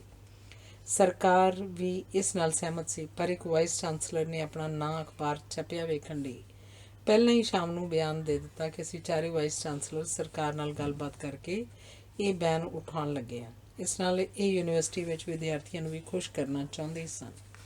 ਇਹਦਾ ਨਤੀਜਾ ਇਹ ਹੋਇਆ ਕਿ ਸਾਡੇ ਜਾਣ ਤੋਂ ਪਹਿਲਾਂ ਹੀ ਗਵਰਨਰ ਤੇ ਐਡਵਾਈਜ਼ਰ ਭਰੇ ਪੀਤੇ ਬੈਠੇ ਸਨ। ਮੀਟਿੰਗ ਸ਼ੁਰੂ ਹੋਈ ਹੁੰਦਿਆਂ ਹੀ ਬਿਆਨ ਦੀ ਚਰਚਾ ਸ਼ੁਰੂ ਹੋ ਗਈ ਤੇ ਗੱਲ ਕਿਸੇ ਸਿਰੇ ਨਾ ਲੱਗੀ। ਪਰ ਕਿਉਂਕਿ ਸਰਕਾਰ ਨੂੰ ਇਹ ਯਕੀਨ ਹੋ ਚੁੱਕਾ ਸੀ ਕਿ ਇਹ ਕਦਮ ਗਲਤ ਚੁੱਕਿਆ ਗਿਆ, ਛੇਤੀ ਇਹ ਬਿਆਨ ਪਿੱਛੋਂ ਹਟਾ ਲਿਆ ਗਿਆ ਸੀ। ਕਈ ਵਾਰ ਸਰਕਾਰੀ ਤੇ ਖਾਸ ਕਰਕੇ ਪੁਲਿਸ ਦੀ ਪਹੁੰਚ ਇੰਨੀ ਲਕੀਰ ਦੇ ਫਕੀਰ ਹੁੰਦੀ ਹੈ ਕਿ ਸੋਚ ਤੋਂ ਵਾਂਝੀ ਹੁੰਦੀ ਹੈ ਕਿ ਉਹ ਫਾਇਦੇ ਨਾਲੋਂ ਨੁਕਸਾਨ ਵੱਧ ਕਰਦੀ ਹੈ। ਇੱਕ ਦਿਨ ਯੂਨੀਵਰਸਿਟੀ ਦਾ ਇੱਕ ਵਿਦਿਆਰਥੀ ਮੇਰੇ ਕੋਲ ਆਇਆ ਤੇ ਕਹਿਣ ਲੱਗਾ ਕਿ ਮੇਰੀ ਚੋਣ ਆਰਮੀ ਕਮਿਸ਼ਨ 'ਚ ਹੋ ਗਈ ਹੈ, ਪਰ ਮੈਂ ਸਿੱਖ ਸਟੂਡੈਂਟ ਫੈਡਰੇਸ਼ਨ ਦਾ ਵਾਈਸ ਪ੍ਰੈਜ਼ੀਡੈਂਟ ਰਿਹਾ ਹਾਂ। ਮੇਰੀ ਮਦਦ ਕਰੋ ਤੇ ਪੁਲਿਸ ਨੂੰ ਕਹਿ ਕੇ ਮੇਰੀ ਰਿਪੋਰਟ ਠੀਕ ਕਰਵਾ ਦਿਓ। ਮੈਂ ਡੀਨ ਵਿਦਿਆਰਥੀ ਭਲਾਈ ਦੇ ਹੱਥ ਸੰਗਰੂਰ ਦੇ ਐਸਐਸਪੀ ਨੂੰ ਸੁਨੇਹਾ ਭੇਜਿਆ ਕਿ ਇਸ ਵਿਦਿਆਰਥੀ ਦਾ ਕਮਿਸ਼ਨ ਵਾਸਤੇ ਕੇਸ ਮੇਰੀ ਜ਼ਿੰਮੇਵਾਰੀ 'ਤੇ ਸਹੀ ਕਰ ਦੇਵੇ। ਉਹਨੇ ਕਿਹਾ ਕਿ ਮੈਂ ਤਾਂ ਇਸ ਮੁੰਡੇ ਨੂੰ ਗ੍ਰਿਫਤਾਰ ਕਰਨਾ। ਜਦ ਮੈਨੂੰ ਇਹ ਮਹਿਸੂਸ ਹੋਇਆ ਕਿ ਪੁਲਿਸ ਇਸ ਕੇਸ ਨੂੰ ਖਾਮਖਾਹ ਖਰਾਬ ਕਰੇਗੀ ਤਾਂ ਮੈਂ ਸਿੱਧਾ ਗਵਰਨਰ ਪਾਸ ਚਲਾ ਗਿਆ। ਮੈਂ ਉਹਨਾਂ ਨੂੰ ਬੇਨਤੀ ਕੀਤੀ ਕਿ ਜਿਹੜਾ ਨੌਜਵਾਨ ਦਰਖਾਸਤ ਦੇ ਕੇ ਆਪਣੇ ਆਪ ਨੂੰ ਭਾਰਤੀ ਫੌਜ ਵਿੱਚ ਭਰਤੀ ਹੋਣ ਲੋਚਦਾ ਹੈ ਤੇ ਉਸ 'ਚ ਇੰਨੀ ਕਾਬਲੀਅਤ ਹੈ ਕਿ ਚੁਣਿਆ ਵੀ ਗਿਆ ਕਿ ਉਹ ਦੇਸ਼ ਜਾਂ ਸਮਾਜ ਵਿਰੋਧੀ ਕਿਵੇਂ ਹੋ ਸਕਦਾ। ਜੇ ਫੈਡਰੇਸ਼ਨ ਦਾ ਮੈਂਬਰ ਰਿਹਾ ਤਾਂ ਕਿਹੜੀ ਵੱਡੀ ਗੱਲ ਹੈ। ਮੈਂ ਕਈ ਸਿਰਕੱਢ ਕਾਂਗਰਸੀਆਂ ਦੇ ਨਾਂ ਦੱਸ ਸਕਦਾ ਜੋ ਆਪਣੇ ਵਿਦਿਆਰਥੀ ਸਮੇਂ ਇਸ ਫੈਡਰੇਸ਼ਨ ਦੇ ਪ੍ਰਧਾਨ ਰਹੇ ਹਨ। ਇਹ ਤੁਹਾਡੀ ਮਰਜ਼ੀ ਹੈ ਕਿ ਇਸ ਨੌਜਵਾਨ ਨੂੰ ਦੇਸ਼ ਦੇ ਭਵਿੱਖ ਦਾ ਜਰਨੈਲ ਬਣਾ ਦਿਓ ਜਾਂ ਇੱਕ ਬੜਾ ਜ਼ਹੀਨ ਪਰ ਸਤਿਆ ਹੋਇਆ ਅੱਤਵਾਦੀ ਬਣਾ ਕੇ ਇਹਦੀ ਬੰਦੂਕ ਦਾ ਮੂੰਹ ਆਪਣੇ ਹੀ ਲੋਕਾਂ ਵੱਲ ਕਰ ਦਿਓ। ਗਵਰਨਰ ਸਾਹਿਬ ਦੀ ਗੱਲ ਪੱਲੇ ਪੈ ਗਈ ਤੇ ਇੰਟੈਲੀਜੈਂਸ ਦੇ ਪੁਲਿਸ ਡਾਇਰੈਕਟਰ ਨੂੰ ਟੈਲੀਫੋਨ ਕਰਕੇ ਮੇਰੇ ਸਾਹਮਣੇ ਹੀ ਐਸਐਸਪੀ ਸੰਗਰੂਰ ਨੂੰ ਹਦਾਇਤਾਂ ਜਾਰੀ ਕਰ ਦਿੱਤੀਆਂ ਕਿ ਇਸ ਨੌਜਵਾਨ ਦੀ ਕਮਿਸ਼ਨ ਲਈ ਪੁਲਿਸ ਕਲੀਅਰੈਂਸ ਦਿੱਤੀ ਜਾਏ। ਅੱਜ ਉਹ ਨੌਜਵਾਨ ਭਾਰਤੀ ਫੌਜ ਦਾ ਅਫਸਰ ਹੈ, ਨਹੀਂ ਤਾਂ ਕਿਤੇ ਮਾਰਿਆ ਹੀ ਜਾਂਦਾ ਜਾਂ ਖਾੜਕੂ ਗਰਦਾਨਿਆ ਜਾਂਦਾ। ਸਾਡਾ ਪ੍ਰਸ਼ਾਸਨ ਤੇ ਪੁਲਿਸ ਕੇਸ ਨੂੰ ਉਹਦੇ ਨਫੇ ਨੁਕਸਾਨ ਦੇ ਆਧਾਰ 'ਤੇ ਨਹੀਂ ਵੇਖਦੀ। ਹਰੇਕ ਨੂੰ ਸ਼ੱਕ ਦੀ ਨਿਗਾਹ ਨਾਲ ਵੇਖਿਆ ਜਾਂਦਾ ਹੈ। ਇੱਕੋ ਡੰਡਾ ਵਰਤਿਆ ਜਾਂਦਾ। ਬੇਦਰਦੀ, ਬੇਰਹਿਮੀ, ਬੇਈਮਾਨੀ ਹਰ ਪਾਸੇ ਪ੍ਰਬਲ ਹਨ। ਕਿਸੇ ਨੌਜਵਾਨ ਨੂੰ ਸੁਧਾਰ ਕੇ ਸ਼ਹਿਰੀ ਬਣਾਉਣ ਦੀ ਤਾਂ ਕੋਈ ਸੋਚਦਾ ਹੀ ਨਹੀਂ। ਨਾ ਬਣਨ ਵਾਲਿਆਂ ਨੂੰ ਵੀ ਖਾੜਕੂ ਬਣਾਈ ਜਾਂਦੇ ਨੇ ਆਪਣੀਆਂ ਬੇਸਮਝੀਆਂ ਨਾਲ ਤੇ ਬੇਰਹਿਮੀਆਂ ਨਾਲ। ਇਸ ਤਰ੍ਹਾਂ ਇੱਕ ਸਿੱਖ ਨੌਜਵਾਨ ਅਧਿਆਪਕ ਦੀ ਜੋ ਦੁਰਦਸ਼ਾ ਹੋਈ ਮੈਨੂੰ ਹਮੇਸ਼ਾ ਖੜਕਦੀ ਰਹੇਗੀ। ਇਹ ਨੌਜਵਾਨ ਧਰਮ ਦਾ ਵਿਦਵਾਨ ਸੀ। ਕਿਤੇ ਇਸੇ ਵਿਸ਼ੇ ਦੀ ਇੱਕ ਜਰਮਨ ਸਕਾਲਰ ਇਹਦੇ ਸੰਪਰਕ 'ਚ ਆਈ। ਉਸ ਦੀਆਂ ਸਿੱਖੀ ਆਦਿ ਦੀਆਂ ਇੱਕ ਦੋ ਚਿੱਠੀਆਂ ਪੁਲਿਸ ਦੇ ਹੱਥ ਆ ਗਈਆਂ। ਇਹਨਾਂ ਚਿੱਠੀਆਂ ਵਿੱਚ ਤਾਂ ਕੁਝ ਵੀ ਨਹੀਂ ਸੀ, ਪਰ ਮੂੰਹ ਮਾਰਨ ਵਾਲਿਆਂ ਨੇ ਇਹਨੂੰ ਸ਼ੱਕੀ ਬਣਾ ਦਿੱਤਾ। ਪੁਲਿਸ ਨੇ ਇਹਦੇ ਘਰ ਛਾਪਾ ਮਾਰਿਆ। ਇਹ ਹੈ ਨਹੀਂ ਸੀ ਘਰ। ਜਦ ਵਾਪਸ ਆਏ ਨੂੰ ਪਤਾ ਲੱਗਾ ਤਾਂ ਆਪਣੇ ਆਪ ਪੇਸ਼ ਹੋ ਗਿਆ। ਇਹਨੂੰ ਕਾਫੀ ਚਿਰ ਪੁਲਿਸ ਨੇ ਫੜੀ ਰੱਖਿਆ, ਤਸੀਹੇ ਵੀ ਦਿੱਤੇ। ਇਸ ਵਿਚਾਰੇ ਵਿੱਚ ਨਾ ਕੁਝ ਸੀ ਨਾ ਨਿਕਲਿਆ। ਇਹਦੀ ਬੀਵੀ ਤੇ ਬੱਚੇ ਬੜੇ ਪਰੇਸ਼ਾਨ ਹੋਏ। ਖੈਰ ਮੈਂ ਇਸ ਦੀ ਤਨਖਾਹ ਬੰਦ ਨਾ ਕੀਤੀ ਜਦ ਤੱਕ ਕਿਸੇ ਕੇਸ ਵਿੱਚ ਇਲਜ਼ਾਮ ਸਾਬਤ ਨਹੀਂ ਹੁੰਦਾ। ਮੁਅੱਤਲ ਕਰਨ ਦਾ ਵੀ ਕੋਈ ਸੁਰ ਨਹੀਂ ਸੀ। ਇਹਦੇ ਬੀਵੀ ਬੱਚਿਆਂ ਨੂੰ ਤਨਖਾਹ ਤਾਂ ਮਿਲਦੀ ਰਹੀ, ਪਰ ਇਸ ਪ੍ਰੋਫੈਸਰ ਦੀ ਪੁਲਿਸ ਨੇ ਬੁਰੀ ਹਾਲਤ ਕੀਤੀ। ਮੈਂ ਵੀ ਬੜੀ ਕੋਸ਼ਿਸ਼ ਕੀਤੀ, ਪਰ ਪੁਲਿਸ ਰਾਜ ਵਿੱਚ ਕੋਈ ਸੁਣਵਾਈ ਨਹੀਂ ਸੀ। ਇਸ ਨੇ ਹਵਾਲਾਤ 'ਚੋਂ ਇੱਕ ਚਿੱਠੀ ਲਿਖੀ ਜੋ ਬੜੀ ਦਰਦਨਾਕ ਸੀ। ਮੈਂ ਉਸ ਵੇਲੇ ਦੇ ਗਵਰਨਰ ਦੇ ਦੋ ਸਲਾਹਕਾਰਾਂ ਸਰਦਾਰ ਧਨੋਆ ਤੇ ਸੁਰਿੰਦਰ ਨਾਥ ਨੂੰ ਉਹ ਚਿੱਠੀ ਦਿੱਤੀ ਕਿ ਮੇਰੀ ਸ਼ਾਦੀ ਤੇ ਇਸ ਨੌਜਵਾਨ ਵਿਦਵਾਨ ਨੂੰ ਛੱਡ ਦਿੱਤਾ ਜਾਏ। ਖੈਰ ਜ਼ਮਾਨਤ 'ਤੇ ਉਹਨੂੰ ਛੱਡ ਦਿੱਤਾ ਗਿਆ, ਪਰ ਪੁਲਿਸ ਫਿਰ ਪਿੱਛਾ ਨਾ ਛੱਡੇ। ਕਚਹਿਰੀ 'ਚ ਗਏ ਨੂੰ ਇਹ ਵੀ ਡਰ ਕੇ ਫਿਰ ਨਾ ਫੜਿਆ ਜਾਏ। ਪੁਲਿਸ ਕਿਸੇ ਨਾ ਕਿਸੇ ਕੇਸ ਵਿੱਚ ਫਸਾ ਕੇ ਫਿਰ ਫੜਨ ਨੂੰ ਤਤਪਰ ਸੀ। ਇਲਜ਼ਾਮ ਲਾਏ ਕਿ ਇਸ ਨੇ ਸਟੇਸ਼ਨ ਸਾੜਿਆ ਤੇ ਹੋਰ ਵੀ ਜੋ ਕੋਈ ਅੱਗੇ ਪਿੱਛੇ ਘਟਨਾ ਹੋਈ ਇਹਦੇ ਸਿਰ ਮੜ ਦਿੱਤੀ। ਆਖਰ ਮੈਂ ਗਵਰਨਰ ਤੇ ਸਾਰੇ ਐਡਵਾਈਜ਼ਰਾਂ ਕੋਲ ਪਿੱਟ ਸਿਆਪਾ ਕੀਤਾ ਕਿ ਇੱਕ ਚੰਗੇ ਭਲੇ ਸਮਝਦਾਰ ਵਿਦਵਾਨ ਨੂੰ ਕਿਉਂ ਅਪਰਾਧ ਤੇ ਵਿਦਰੋਹ ਦੇ ਰਸਤੇ ਤੇ ਬਦੋ-ਬਦੀ ਧੱਕਿਆ ਜਾ ਰਿਹਾ। ਮਸਾਂ ਸੁਣਵਾਈ ਹੋਈ। ਕਈਆਂ ਚਿਰਾਂ ਪਿੱਛੋਂ ਇਹਦਾ ਛੁਟਕਾਰਾ ਹੋਇਆ। ਮੈਂ ਸਮਝਦਾ ਕਿ ਪੰਜਾਬ ਪੁਲਿਸ ਜਿੰਨੀ ਘਟੀਆ ਤੇ ਗਿਰੀ ਹੋਈ ਪੁਲਿਸ ਸ਼ਾਇਦ ਹੀ ਕਿਤੇ ਹੋਵੇ। ਝੂਠ ਬੋਲਣਾ ਤੇ ਝੂਠੇ ਕੇਸ ਬਣਾਉਣਾ ਤਾਂ ਇਹਨਾਂ ਦੀ ਆਦਤ ਹੀ ਬਣ ਗਈ ਹੈ। ਸੱਚ ਇਹਨਾਂ ਦੇ ਕਿਤੇ ਨੇੜੇ ਤੇੜੇ ਦੀ ਵੀ ਨਹੀਂ ਲੰਘਿਆ। ਪੁਲਿਸ ਹੁੰਦੀ ਤਾਂ ਜਨਤਾ ਦੀ ਸੇਵਾ ਲਈ ਹੈ, ਪਰ ਇਹ ਛਿੱਤਰ ਤੇ ਡੰਡੇ ਦੀ ਸੇਵਾ ਤੋਂ ਬਿਨਾਂ ਜਨਤਾ ਦੀ ਹੋਰ ਕੋਈ ਸੇਵਾ ਨਹੀਂ ਕਰਦੇ। ਇਹ ਤਾਂ ਸਰਕਾਰੀ ਮਨਜ਼ੂਰ ਸ਼ੁਦਾ ਅਪਰਾਧੀ ਹਨ ਜੋ ਜਨਤਾ ਖਾਸ ਕਰਕੇ ਭਲੇ ਮਾਨਸਾ ਦਾ ਲਹੂ ਪੀਂਦੇ ਹਨ। ਮੇਰਾ ਪੱਕਾ ਯਕੀਨ ਹੈ ਕਿ ਜੇ ਪੰਜਾਬ ਦੀ ਪੁਲਿਸ ਉਨੀ ਖਤਮ ਕਰ ਦਿੱਤੀ ਜਾਏ ਤਾਂ ਘੱਟੋ ਘੱਟ 3/4 ਅਪਰਾਧ ਆਪਣੇ ਆਪ ਖਤਮ ਹੋ ਜਾਣਗੇ। ਲੋਕਾਂ ਨੂੰ ਇਹਨਾਂ ਦੀਆਂ ਸ਼ਕਲਾਂ ਤੋਂ ਨਫ਼ਰਤ ਹੈ। ਇਹਨਾਂ ਵਿੱਚੋਂ ਬਹੁਤ ਸਾਰੇ ਆਪ ਲੁਟੇਰੇ, ਅਪਰਾਧੀ, ਕਾਤਲ ਤੇ ਭ੍ਰਿਸ਼ਟ ਹਨ। ਪਤਾ ਨਹੀਂ ਜੇ ਅਗਲਾ ਜਨਮ ਹੈ ਤਾਂ ਉਸ ਵਿੱਚ ਇਹਨਾਂ ਦਾ ਕਿੱਦਾਂ ਨਿਬੇੜਾ ਹੋਏਗਾ। ਆਪ ਵੀ ਖੂਨ ਪੀਂਦੇ ਹਨ ਤੇ ਆਪਣੀ ਬੀਵੀ ਬੱਚਿਆਂ ਨੂੰ ਵੀ ਲੋਕਾਂ ਦਾ ਖੂਨ ਪਿਲਾਉਂਦੇ ਹਨ। ਇਹਨਾਂ ਨੂੰ ਵੇਖ ਕੇ ਘਿਰਨਾ ਹੁੰਦੀ ਹੈ। ਡਰ ਲੱਗਦਾ। ਲੋਕਾਂ ਨੂੰ ਕਹਿੰਦੇ ਨੇ ਕਿ ਕਈ ਜਨਮਾਂ ਦੇ ਚੰਗੇ ਕਰਮ ਕਰਨ ਨਾਲ ਆਦਮੀ ਨੂੰ ਇੱਕ ਜਨਮ ਰਾਜ ਯੋਗ ਵਿੱਚ ਮਿਲਦਾ ਹੈ। ਇਸ ਜਨਮ 'ਚ ਉਹਦੇ ਹੱਥ ਸੱਤਾ ਤੇ ਇਨਸਾਫ ਕਰਨ ਵਾਲੀ ਪਦਵੀ ਮਿਲਦੀ ਹੈ। ਕਿਸੇ ਰਾਜੇ ਬਾਦਸ਼ਾਹ ਤੋਂ ਲੈ ਕੇ ਸਾਰੀਆਂ ਉੱਚ ਅਧਿਕਾਰ ਵਾਲੀਆਂ ਪਦਵੀਆਂ ਰਾਜ ਯੋਗ ਵਿੱਚ ਹੁੰਦੀਆਂ ਹਨ। ਜੇ ਇਸ ਰਾਜਯੋਗ 'ਚ ਆਦਮੀ ਇਨਸਾਫ 'ਤੇ ਚੱਲਦਾ ਹੈ, ਹਮਦਰਦੀ ਵਿਖਾਉਂਦਾ ਹੈ ਅਤੇ ਆਪਣੀ ਸੱਤਾ ਜਾਂ ਅਧਿਕਾਰ ਕਿਸੇ ਦੀ ਸਹੀ ਮਦਦ ਲਈ ਵਰਤਦਾ ਹੈ ਤਾਂ ਉਹ ਨਿਰਵਾਣ ਪ੍ਰਾਪਤ ਕਰ ਜਾਂਦਾ ਹੈ। ਪਰ ਇਸ ਯੋਗ ਵਿੱਚ ਗਲਤ ਰਸਤੇ 'ਤੇ ਚੱਲਣ ਵਾਸਤੇ ਕਾਫੀ ਖਿੱਚ ਹੁੰਦੀ ਹੈ। ਆਮ ਲੋਕੀ ਆਪਣੀ ਸੱਤਾ ਜਾਂ ਅਧਿਕਾਰ ਬੇਇਨਸਾਫੀ, ਭ੍ਰਿਸ਼ਟਾਚਾਰ ਅਤੇ ਦੂਸਰਿਆਂ ਨੂੰ ਦੁਖੀ ਕਰਨ 'ਤੇ ਵਰਤ ਦਿੰਦੇ ਹਨ। ਇਹੋ ਜਿਹੇ ਵਿਅਕਤੀ ਸਿੱਧੇ ਨਰਕਾਂ ਦੇ ਅਧਿਕਾਰੀ ਹੋ ਜਾਂਦੇ ਨੇ। ਪੁਲਿਸ ਦਾ ਅਧਿਕਾਰੀ ਹੋਣਾ ਵੀ ਰਾਜਯੋਗ 'ਚ ਪੈਦਾ ਹੋਣਾ ਹੈ। ਇਹ ਭ੍ਰਿਸ਼ਟ ਅਤੇ ਜ਼ਾਲਮ ਅਧਿਕਾਰੀ ਆਪਣੇ ਪਿਛਲੇ ਜਨਮਾਂ ਦੀ ਕੀਤੀ ਕਮਾਈ ਖੂਹ 'ਚ ਪਾਈ ਜਾਂਦੇ ਹਨ। ਕਿਤੇ ਤਾਂ ਹਿਸਾਬ ਦੇਣਾ ਹੀ ਪੈਂਦਾ। ਉੱਥੇ ਕਰਮਾਂ ਦੇ ਹੋਣ ਨਿਬੇੜੇ, ਜਾਤ ਕਿਸੇ ਨਹੀਂ ਪੁੱਛਣੀ। ਚਲੋ ਪੁਲਿਸ ਵਾਲਿਆਂ ਦੀ ਕੀ ਹੋਰ ਗੱਲ ਕਰਨੀ ਹੈ। ਪਰਮਾਤਮਾ ਇਹਨਾਂ ਨੂੰ ਸਮੱਤ ਬਖਸ਼ੇ।